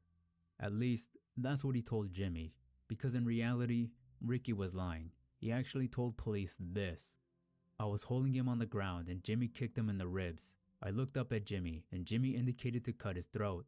I then took out my knife and stabbed Gary. The knife went all the way in. Somehow, he got away and ran through the woods. I caught him and brought him back to where the fire was. I dropped my knife when I chased him, and Jimmy Troiano found it and gave me the knife and I stabbed Gary in the back a whole bunch of times. Me and Troiano dragged Gary back in the woods. We started covering him with leaves and he sat up. I bugged out, started to stab him in the face. I didn't count how many times. I'm not really sure. I don't know what I said, but I said a whole bunch of satanic things." Now this story went everywhere, and as you can imagine, the public were frightened, especially because of this murder linking to Satanism. But police didn't call this case satanic, but rather a drug-related murder. Ricky had seen himself on the news that night, and everyone in jail knew what Ricky was in there for. Jimmy says Ricky was starting to feel scared because he didn't know what the inmates might feel about him killing in the name of Satan. Gary's dad talked to the news, wanting to distance his son from Satanism. My son was not involved in any drugs, and he was fearful of this kid, Ricky Castle, because he had been acquainted with him, maybe at a previous occasion, from school, and apparently also after school. So he was fearful of him, and it is my belief that he was abducted, that they were just waiting for him. They saw my son as their victim that they needed, and abducted him somehow or other. As the night went on, Ricky started to feel pressured, and within less than 48 hours, Ricky grabbed his bedsheet and hung himself, leaving his friend Jimmy all by himself. This now meant that Ricky's statement was useless and inadmissible. Albert had agreed to testify against Jimmy in return for immunity. Jimmy had signed 2 confessions that he later recanted. People thought this would be an open and shut case, but there was just one big problem. Eyes were cut out in what county police say was a satanic ritualistic about a devil-worshipping cult. Jimmy's attorney, Eric Nyberg, talked to Jimmy asking his version of what had happened. He told Eric a strong, convincing story. They arranged another meeting and asked Jimmy again his version of the story. Again, Eric says it was a strong, believable story. And the problem? It was different than the first one, and he did it again a third time. So Eric decided to take him back to the scene of the crime, and again, a different yet very believable story. Eric calls him out on it and asks why is he constantly changing his story. Jimmy replied, "Mr. Nyberg, when the trees are melting and the stars are racing across the sky, it's hard to remember what happened." This is when Eric had a plan and knew how to win this case. The trial would begin a year later. In court, prosecutors brought Albert on stand and made him tell his side of the story. Albert's version was that Jimmy was the one who held Gary down while Ricky repeatedly stabbed him, and this was supported by medical examiners. Something like 22 stabbing or cutting type wounds going up and down the back. The skull injuries were in the facial area. Something like 7 or 8 wounds there. One was a little lower down just above the upper teeth, but mostly they were in the region of the left eye. This pattern of wounds certainly would be what you'd expect if someone were being held immobile and then someone else were doing the stabbing who's right there just going up and down. But of course, this is when the big problem takes place. Albert admitted to taking at least 10 hits of LSD prior to the killing, so this begs the question, is his testimony even reliable? If Jimmy can barely remember what had happened, how is Albert any different if he was just as high as the rest? To be able to prove this, Albert admitted to police that he saw a lion in the woods that night, so in court, Eric asked him if he saw a lion that night, to which Albert responded he did not. Eric tells him, "But didn't you hear? There was a circus in town and a lion escaped." And Albert says, "You mean the lion was really there?" This completely destroyed Albert's credibility, and it continues to get worse.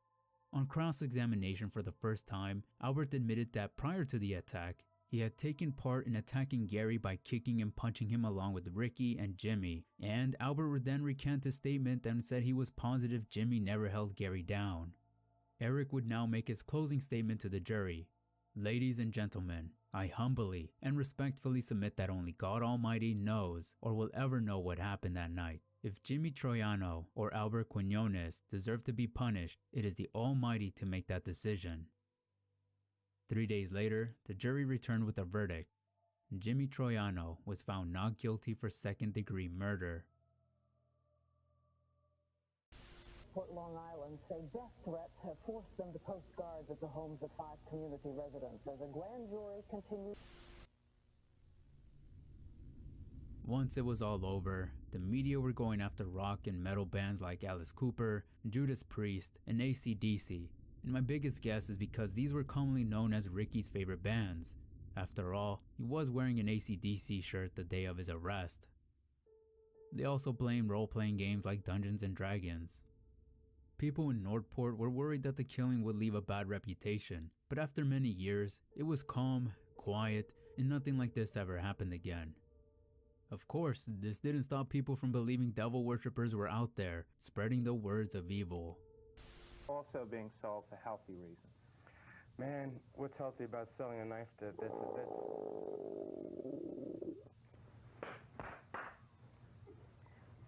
this? Vicky! I don't know whatever happened with Albert after all these.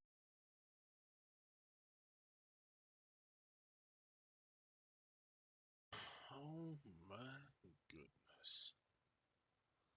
He turned victims into barbecue pork? What the fuck?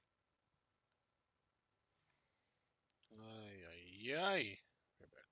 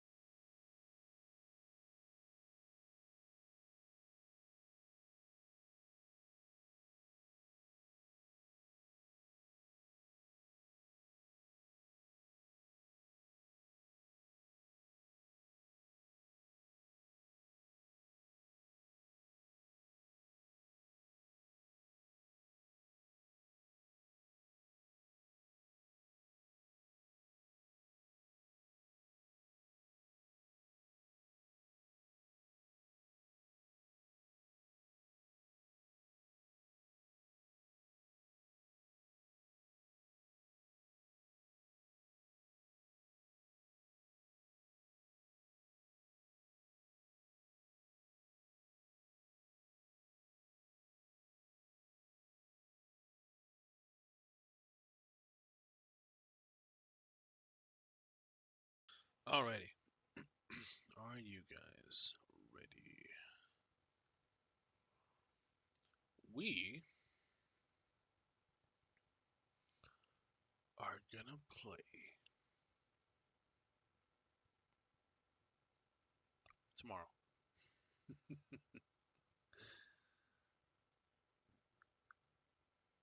Not tonight. I was gonna say tonight, but too tired. I kind of just want to chill, watch a little bit more of this crazy stuff. Whoa, what the hell? Darren Rainey. Oh shit. Here we go, lads.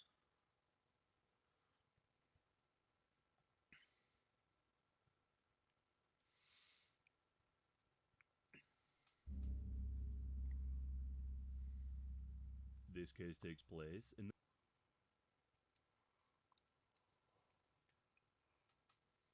Oh, one sec.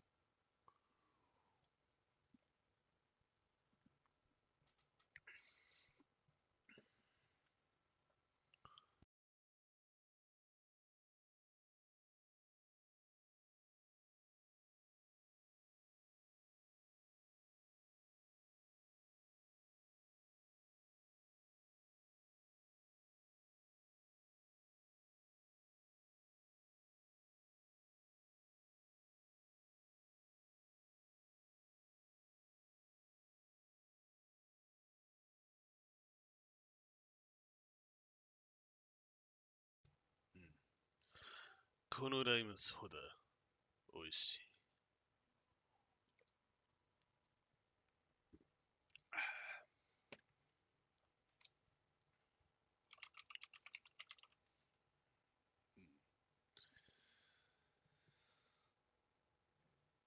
Sayakana.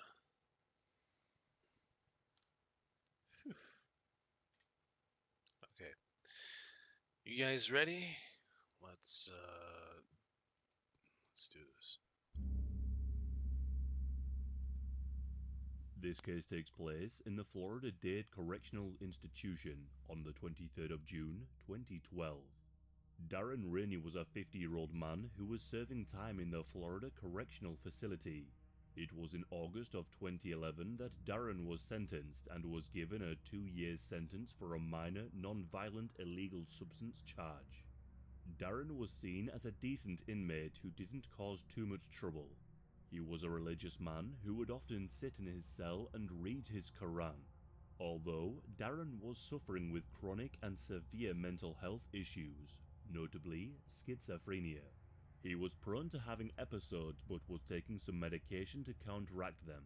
As a result of his condition, Darren was held in the inpatient care unit and was kept under supervision. Darren was going to be released in July of 2012, but unfortunately, this would never happen. In June of 2012, prison guards took Darren's Quran from him and they threw it away. This caused Darren's mental health to decline and he became increasingly irritated. Many of the guards noted that after this incident occurred, his behavior changed. On the 23rd of June at 7:30 p.m., Darren was in his cell. A correctional officer named Ronald Clark came by to check on him. He found Darren smearing feces all over his cell and body. Ronald reported this to his senior, Sergeant John Fanfan, who instructed Ronald to take Darren to the showers so he could clean himself before bed. Here on the CCTV, we can see Ronald escorting Darren to the showers. One of the showers on the second floor of the inpatient unit was altered and allowed the correctional officers to control the water and the water temperature on the outside. The taps were located in the janitor's closet next to the shower room, not the shower itself. The shower was 3 foot by 9 foot in size. Officers could control the temperature so the water could be either scalding hot or ice cold. Instead of following procedure, Ronald escorted Darren past 2 shower units to the altered one on the second floor. He was released from his handcuffs and told to thoroughly clean himself. He was then locked in the shower. Showers on the inpatient unit at this facility are single-person cells that are locked from the outside. Once placed inside, inmates cannot leave the shower unless released by the officers. Ronald then went to grab some soap from one of the inmates, a man named Harold Hampstead. He returned and passed the soap to Darren. Darren would remark that he did not want to clean himself. According to Ronald, he didn't acknowledge what was said. He locked Darren in the shower, turned on the water, and left. 2 hours later, at 9:30 p.m., Sergeant Fanfan decided that it was time to remove Darren from the shower. Ronald was ordered to make his way there. He turned off the water from the outside and opened the door to find Darren lying face up unconscious. He shouted for some help, and prison guards checked his pulse and realized that Darren was no longer breathing. CPR was attempted, but to no avail. Ronald, along with another correctional officer, Cornelius Thompson, picked Darren's body up and brought him over to a stretcher. As they were doing this, they noticed how Darren's skin began to loosen, peel, and was coming off in clumps. His body appeared to be extremely burned.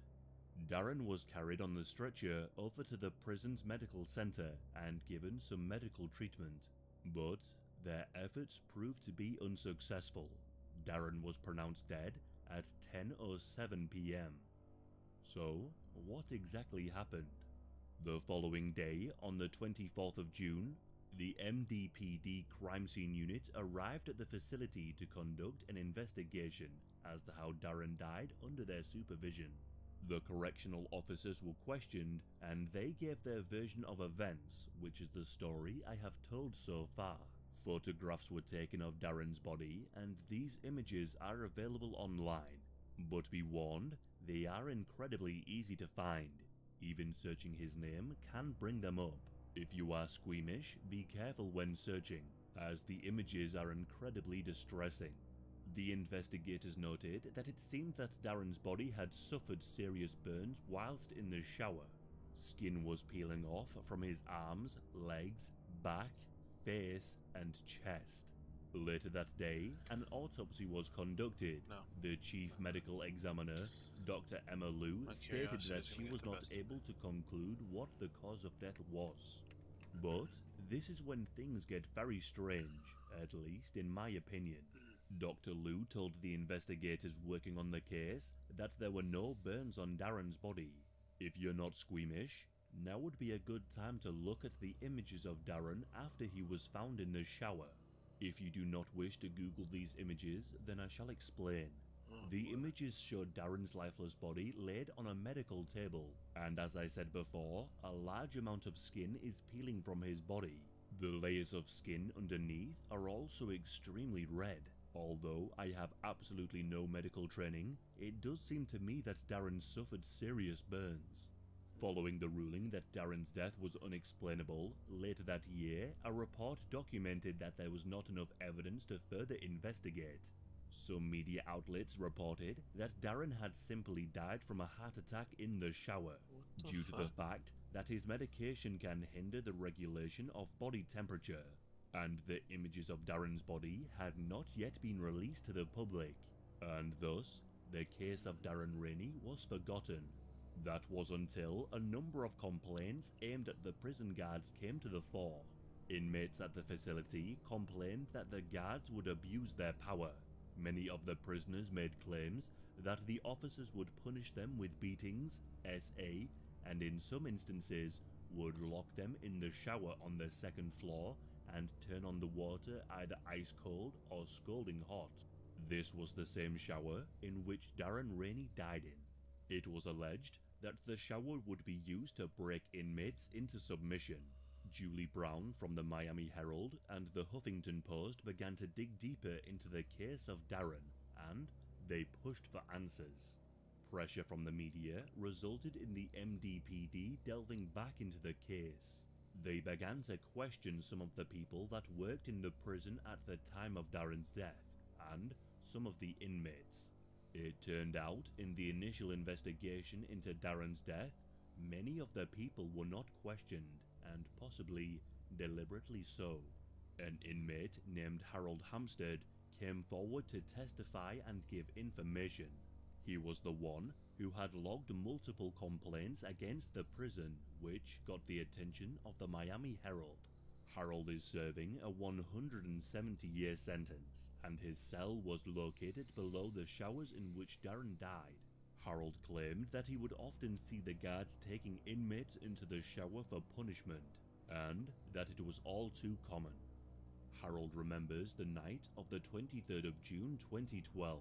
He claims to remember the guards taking Darren to the showers and leaving him there for 2 hours. And while Darren was in there, he was screaming in pain, shouting, "I'm sorry, I can't take this anymore, please let me out." A number of other prisoners also came forward with the same story. They had heard or seen the abuse, and that on the 23rd of June, they too had heard Darren screaming in pain and recall the guards ignoring those pleas for help and compassion. In 2013, an inmate named Mark Joyner sent a letter to a prisoners' rights organization. He wrote, "I witnessed starvation and other forms of cruelty being used to control or discipline mentally ill patients. One of the methods employed was to place inmates under scalding hot water," and went on to say that this is what killed Darren. He said, "If I'm interviewed, I'll prove to law enforcement that this was intentional." Yet, nothing was done.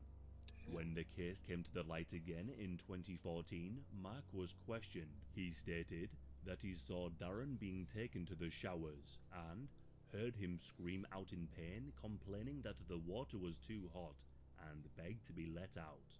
Mark told the investigators that the following morning he was forced to clean the showers in which Darren had been killed in. He recalled seeing chunks of flesh that would have belonged to Darren, and a lot of the inmates recalled hearing Darren screaming in pain that night.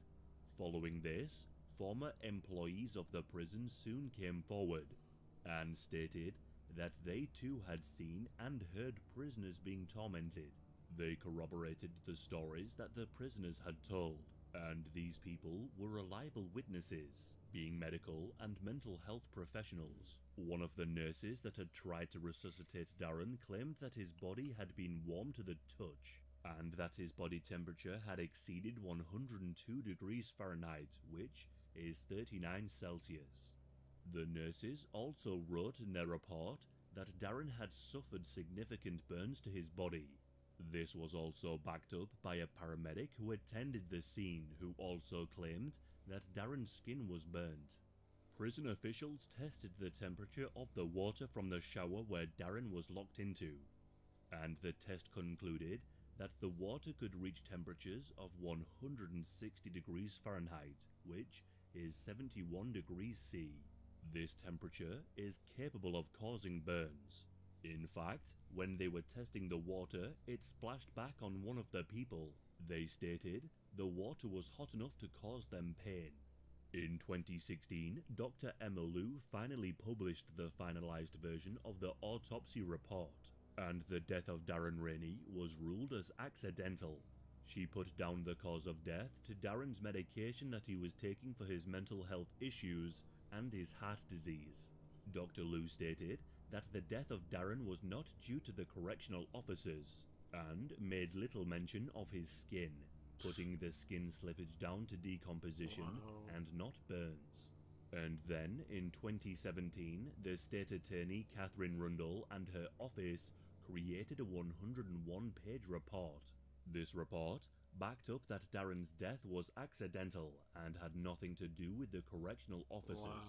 It was in 2017 that the photographs of Darren's body were released to the public. Despite the witnesses and the photographic evidence, the official ruling was that the death was accidental.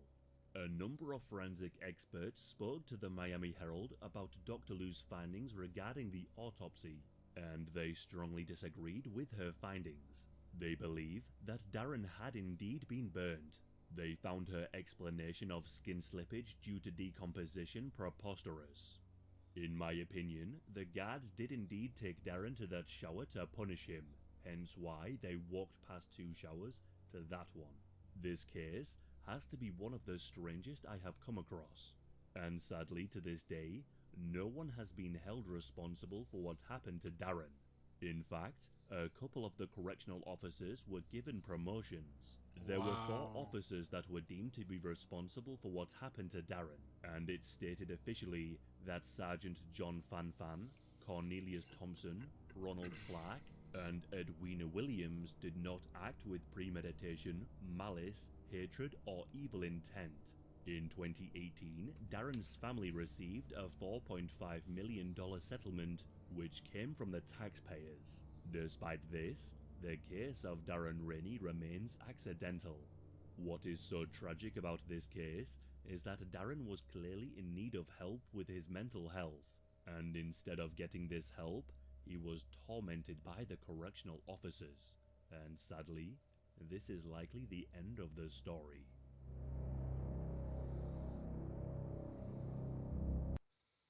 And that is truly fucked up.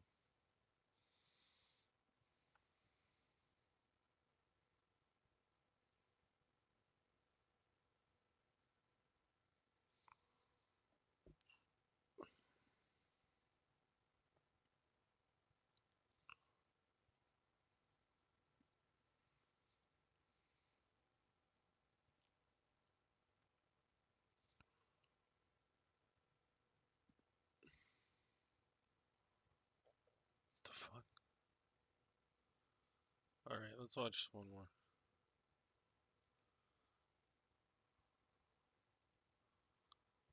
Arkady Sevrev.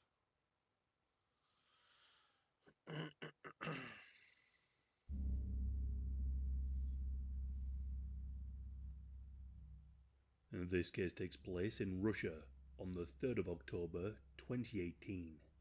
Arkady was a 22-year-old man who was born in the city of Rubstovsk. He grew up in poverty and was raised by his mother. She was the only family he had. His family had a history of serious mental health issues going back to his great-grandparents and his mother. One day, whilst at work, his mother was attacked. This attack caused her to no longer be able to work, and she was considered to be disabled. Because of this, she was given a disability pension, but the amount of money that this provided was not enough to get by, and as a result, life was incredibly tough for Arkady and his mother. He would often turn up to school hungry and dirty, and according to one source, Arkady suffered from schizophrenia in his youth. At school, Arkady was known to be rather quiet. Those who knew him would later say that he seemed like just an ordinary kid. He didn't stand out too much, and didn't speak much. Growing up, Arkady had a passion for music, and he pursued this in school. When Arkady entered middle school and college, he began to change, and he began seeing a psychiatrist. And this psychiatrist prescribed Arkady with some strong medication to help him with his mental health struggles. One day, Arkady was walking home when he came across a homeless man. According to Arkady's mother, he felt sorry for the man and offered him to come and live with him. He offered the homeless man shelter and food. Arkady began conversing with this man, and eventually the man told him something truly horrific. He began to describe how he had killed his own mother, and this was the reason for him living on the streets. Supposedly, Arkady was disgusted at what he had heard. The two began to argue, and Arkady retrieved a large knife. He stabbed the man in the stomach and pulled out one of his eyes. He didn't, however, kill this man, and he was able to run away to a neighbor's home. The homeless man told this neighbor that he was sleeping, when all of a sudden, Arkady viciously attacked him with a knife. It's reported that a large amount of his internal organs were hanging out. As far as I can tell, the man survived, and Arkady was sectioned in a mental health hospital for 2 months following this attack. After his release, Arkady met and began a relationship with a 16-year-old named Olga. I believe that around this time, Arkady was around 18-19 years old. However, I'm not 100% sure of his exact age, and some sources have said that she was 15 when they met. Arkady did not want to pursue a traditional career path. He had a passion for music and dreamed of becoming a famous musician, so he refused to work. To get by, he would go over to where Olga lived with her family and would eat food at her parents' house. This caused some resentment amongst Olga's family. She was set on him, but her family believed him to be a bad influence and encouraged her to leave him. At one point, Arkady and Olga's grandfather got into an argument. This resulted in Arkady savagely beating the elderly man. Following this, Arkady and Olga moved to a different city to get away from her family. At the time, Olga was studying and had a promising future, but she and Arkady moved to St. Petersburg, where she took up a number of jobs to support herself and Arkady. Arkady didn't work. While the two were living together, Olga fell from a 9-story building onto the ground below. According to Arkady, Olga was severely depressed and was taking medication to combat this, but that one day she decided to take her own life. Although Olga's family does not believe this, they firmly believe that Arkady took her life. They believe that he killed her and then threw her body from the balcony to avoid suspicion. After her death, Arkady did not contact her family to tell them the devastating news. They instead found out a number of days later when they were contacted by the authorities, and Arkady was not considered a suspect by the police. After the death of his girlfriend, Arkady began working as a street performer and moved to a city called Sochi. In this city, Arkady met a 12-year-old girl named Valeria. Valeria was an incredibly vulnerable person. Her stepfather would beat her, and her mother would do nothing to stop it. Valeria had no friends, and many people her age found her to be strange and violent. Those who would meet her would say that she would often bring up the topic of death, demons, and would talk about the devil in a favorable way. Many found that her interest in such morbid topics was strange for someone of her age. There were also rumors that she would catch animals and set them alight, and this was something that she would brag about. She was also known to threaten younger children, asking them if they would like to die, or even threatening to kill their parents. When she met Arkady, she told him about the troubles in her life, and she told him that she had been essayed a number of times by multiple men, and would plead with Arkady to find these men and threaten and beat them up. Whether or not these men were guilty of anything is unclear. On the 23rd of September 2018, Valeria was reported missing by her mother. Valeria told her that she was going for a walk, but she never came back. She did have a history of running away from home, but her family was always able to eventually find her. But this time, they couldn't find her anywhere.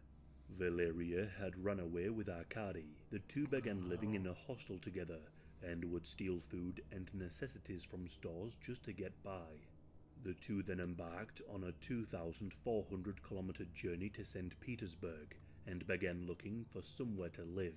It is in St. Petersburg that the two met a 21-year-old man named Alexander Popovich. Alexander was a Before we continue, I'll be right back.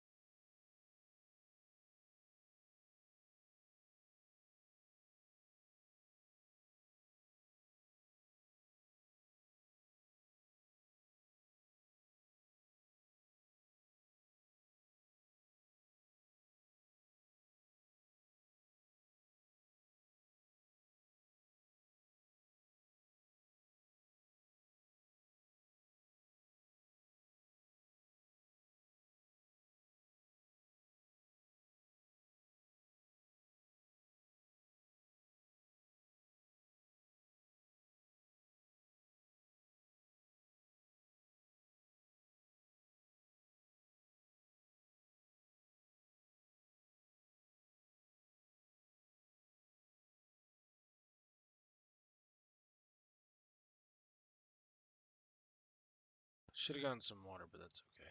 Road worker Probably got had some. a keen interest in poetry, writing, and literature, and was described as a rather popular young man. When Arkady told him that he was looking for somewhere to stay, he offered the family's farmhouse in the suburbs of St. Petersburg for a very low price. Arkady and Alexander struck up a deal, and Valeria and Arkady moved in. According to Arkady and Valeria, a couple of days after moving in, when Valeria was home alone in the house on the 2nd of October, Alexander told her to sleep with him, or he would kick them both out, but Valeria refused. Later that day, she went and bought a large knife.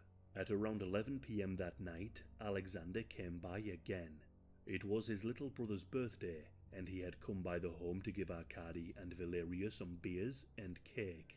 The three sat and conversed, and after some time, Alexander fell asleep. And what happened next is just beyond gruesome. Arkady took the knife that Valeria had purchased that day, and he stabbed Alexander over 20 times. Valeria joined in too. She went and fetched a knife from the kitchen and also began stabbing Alexander. Alexander quickly succumbed to his injuries after the first few blows delivered by Arkady. After this vicious attack, they used a saw to cut off Alexander's arms, and they also tried to cut off his legs. With the knives, the two began to hack into his stomach and pulled out his organs. This was because Valeria was curious to know what the inside of a person looks like. They then severed Alexander's head. The two used a hammer to shatter the skull and expose the brain. They opened up the head, removed some of the brain, and fried it. After cooking some of the brain, the two consumed it. The rest of Alexander's head was placed into a microwave, where it was cooked on full blast for 3 minutes. The two then consumed more of the brain, along with other organs and meat from Alexander's chest. Arkady also ate one of Alexander's eyeballs.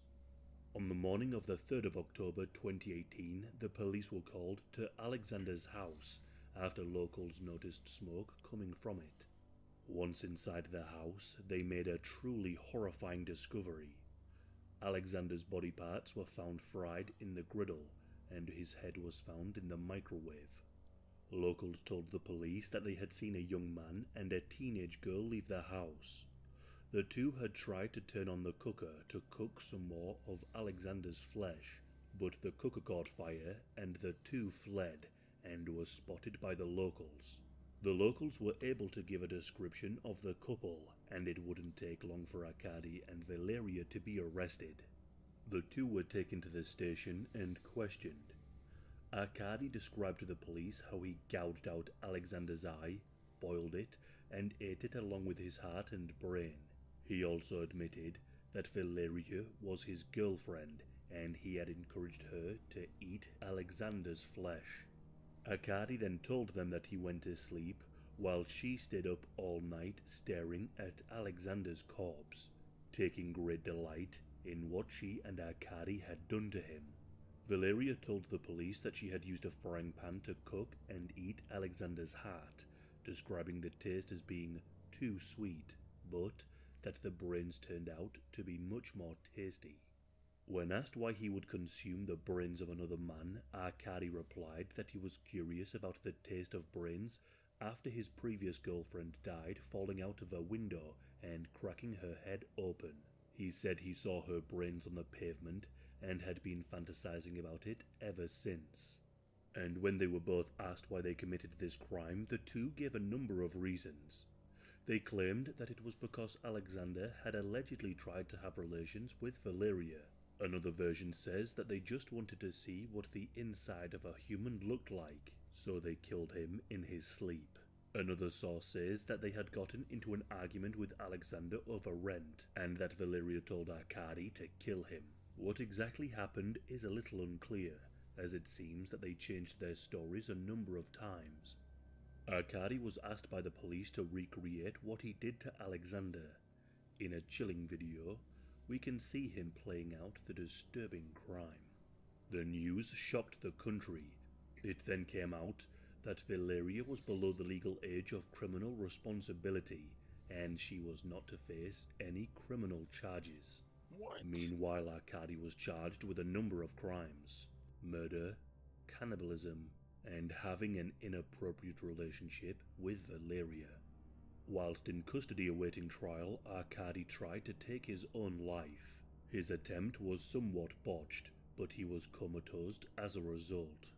He was in a coma under armed guard for around 4 months until he passed away from complications in hospital in April of 2019. Alexander's mother stated that she would not shed a tear over her son's killer's death. She said, "We received a phone call and were told that the criminal case will be closed now that Arkady is dead." She went on to say, "There is karma after all, and it made its decision." Alexander's mother, however, is frustrated that Valeria feels no remorse for her crimes, as she would soon make headlines yet again. Valeria was sent to an orphanage and a state school instead of receiving any punishment. Her family were deemed not fit to care for the girl. At the school, Valeria's identity was quickly uncovered, and this was because she uncovered it herself. Her parents said, "No one would have even known her identity," but after a month at the school, she started telling other kids of the details of what happened. She told them about the taste of human brains. Parents immediately protested to the head teacher and demanded that the girl be excluded. Another parent said, "My child is afraid to go to school after talking to this girl." But the orphanage director claimed that Valeria was an absolutely normal child with no deviations. The parents continued to protest, and after some time, Valeria was removed from the school and was schooled at the orphanage instead. As of right now, I have covered over 100 true crime cases, and I am somewhat known for covering the more disturbing ones. But I do have to say that this case in particular left me feeling deeply disgusted and disturbed. For a girl of that age to take part in something so horrific left me almost lost for words. Yeah, no kidding. And like the fact that she felt absolutely zero remorse. She felt nothing.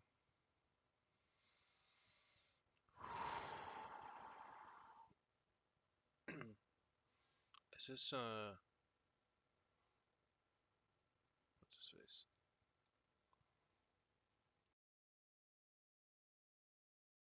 If you ever use the term the Dark Ages in school, Oh, there's a good yes. chance it left your history teachers rather annoyed. The concept of a Dark Age originated with the Italian scholar Petrarch, and it was the era he believed he was living through. According to him, the world had seen an incredible expansion of greatness and expression through the Greeks and the Romans, but that there had been a large cultural decline since then. Petrarch's views of such a bleak era in human history were mainly in regard to literature, but when Caesar Baronius coined the term Dark Ages, he expanded it to a general decline in society and science as a whole. Modern historians look negatively on this term, viewing it as myopic and factually inaccurate. Instead, they refer to this period as the early Middle Ages, though by some definitions the Dark Ages encompasses the entirety of the Middle Ages. But even if the name Dark Ages is generally frowned upon now, there are still plenty of truly dark things about life in Europe between 476 and 1450.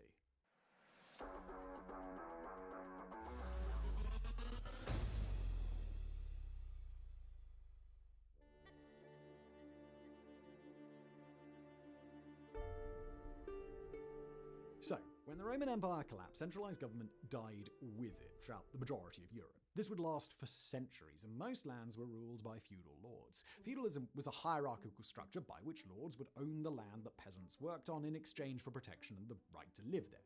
However, since there wasn't a centralized government, a lord would have difficulty expanding their lands beyond the immediate area that their army could control. This was made even more difficult by the fact that most of these lords didn't even really have a full-time army in the first place. Wars would be fought using the peasants that were working the land. Okay, whatever.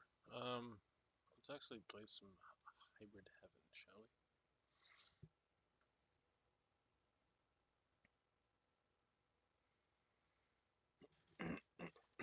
Igzo.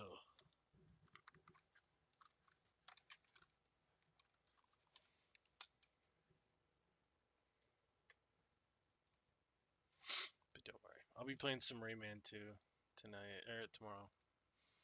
All right. I promise, my friends. I promise.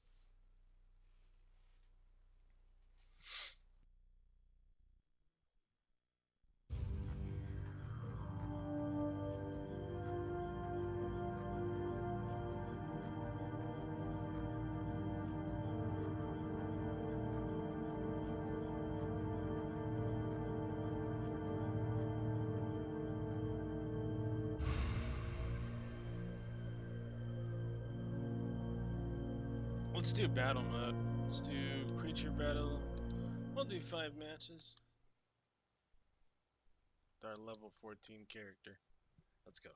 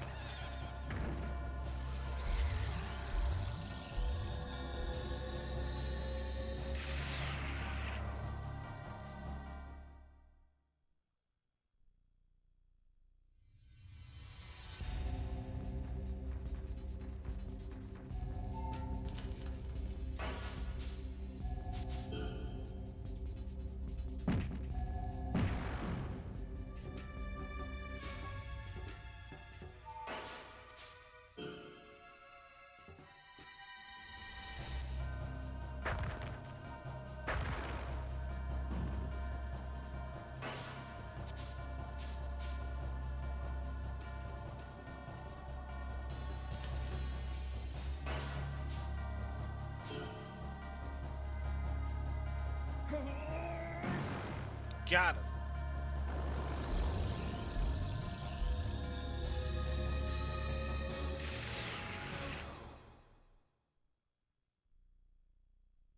Oh shit.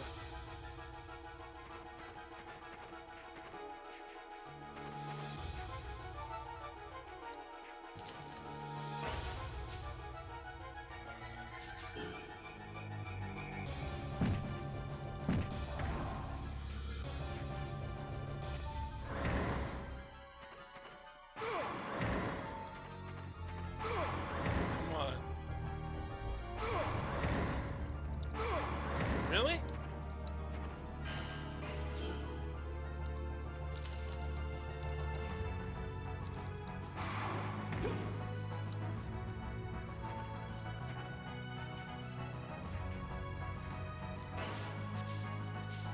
Combo, bitch.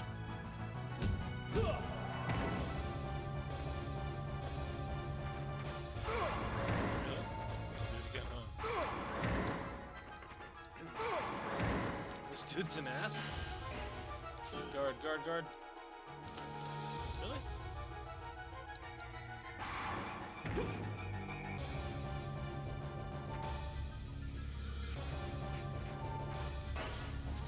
Let's do our kick to the bottom.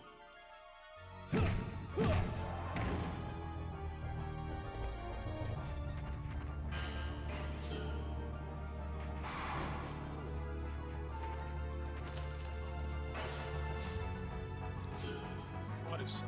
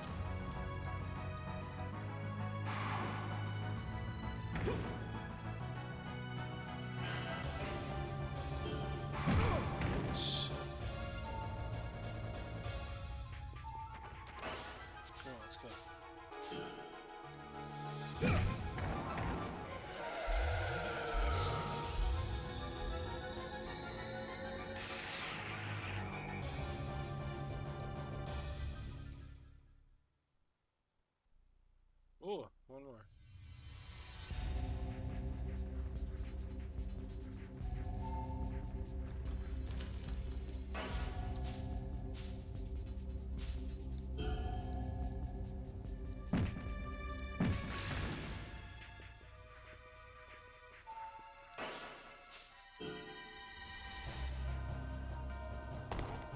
Nice.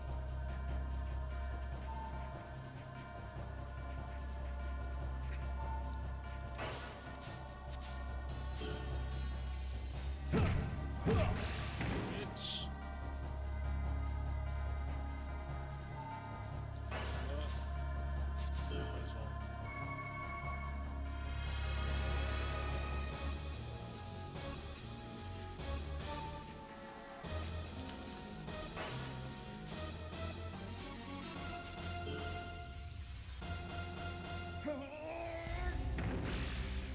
Took the fall. Back suplex. Yeah, got it.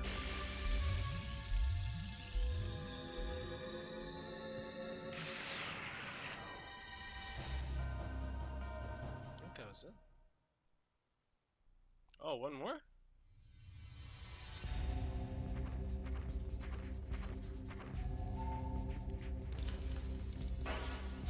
Uh,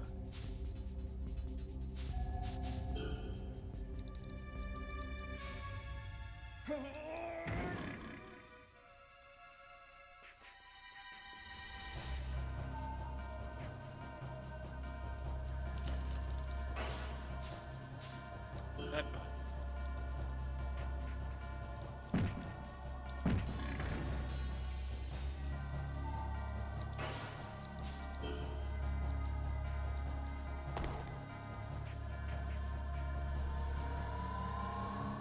Ah, no.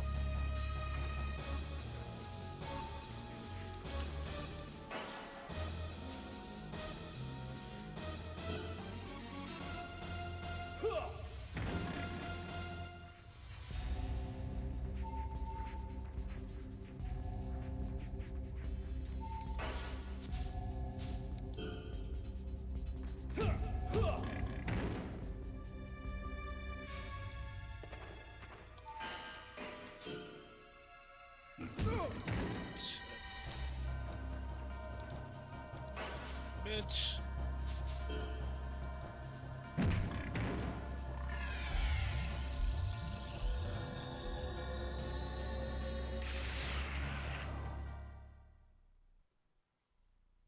Nice. Alright, let's continue with the actual story for a little bit.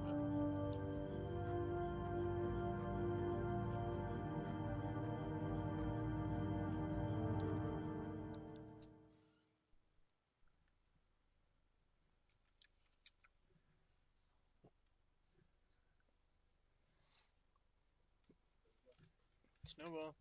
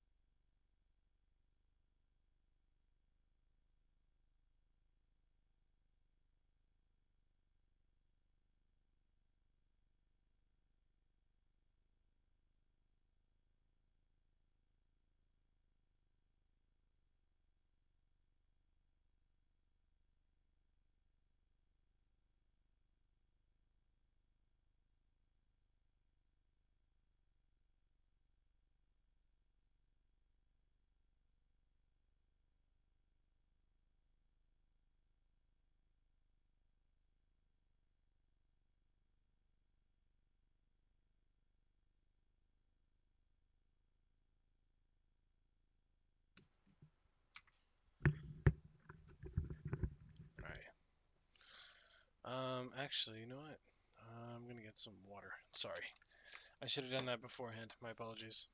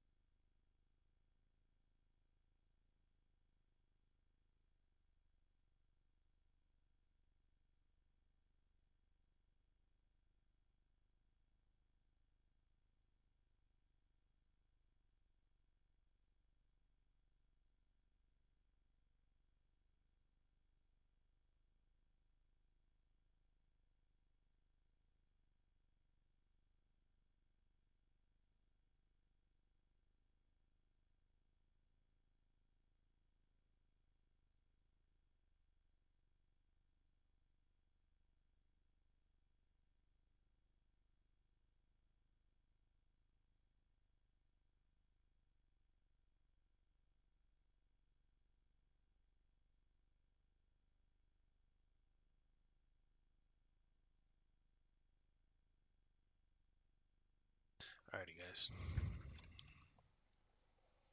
Oh shit. Actually, you know what? Damn it. Sorry, I forgot there's some stuff I need to do tomorrow. I apologize. I'll be online tomorrow in the afternoon or evening. I'll let you guys know, but I'm sorry. Have a good night, guys. I'll see you tomorrow.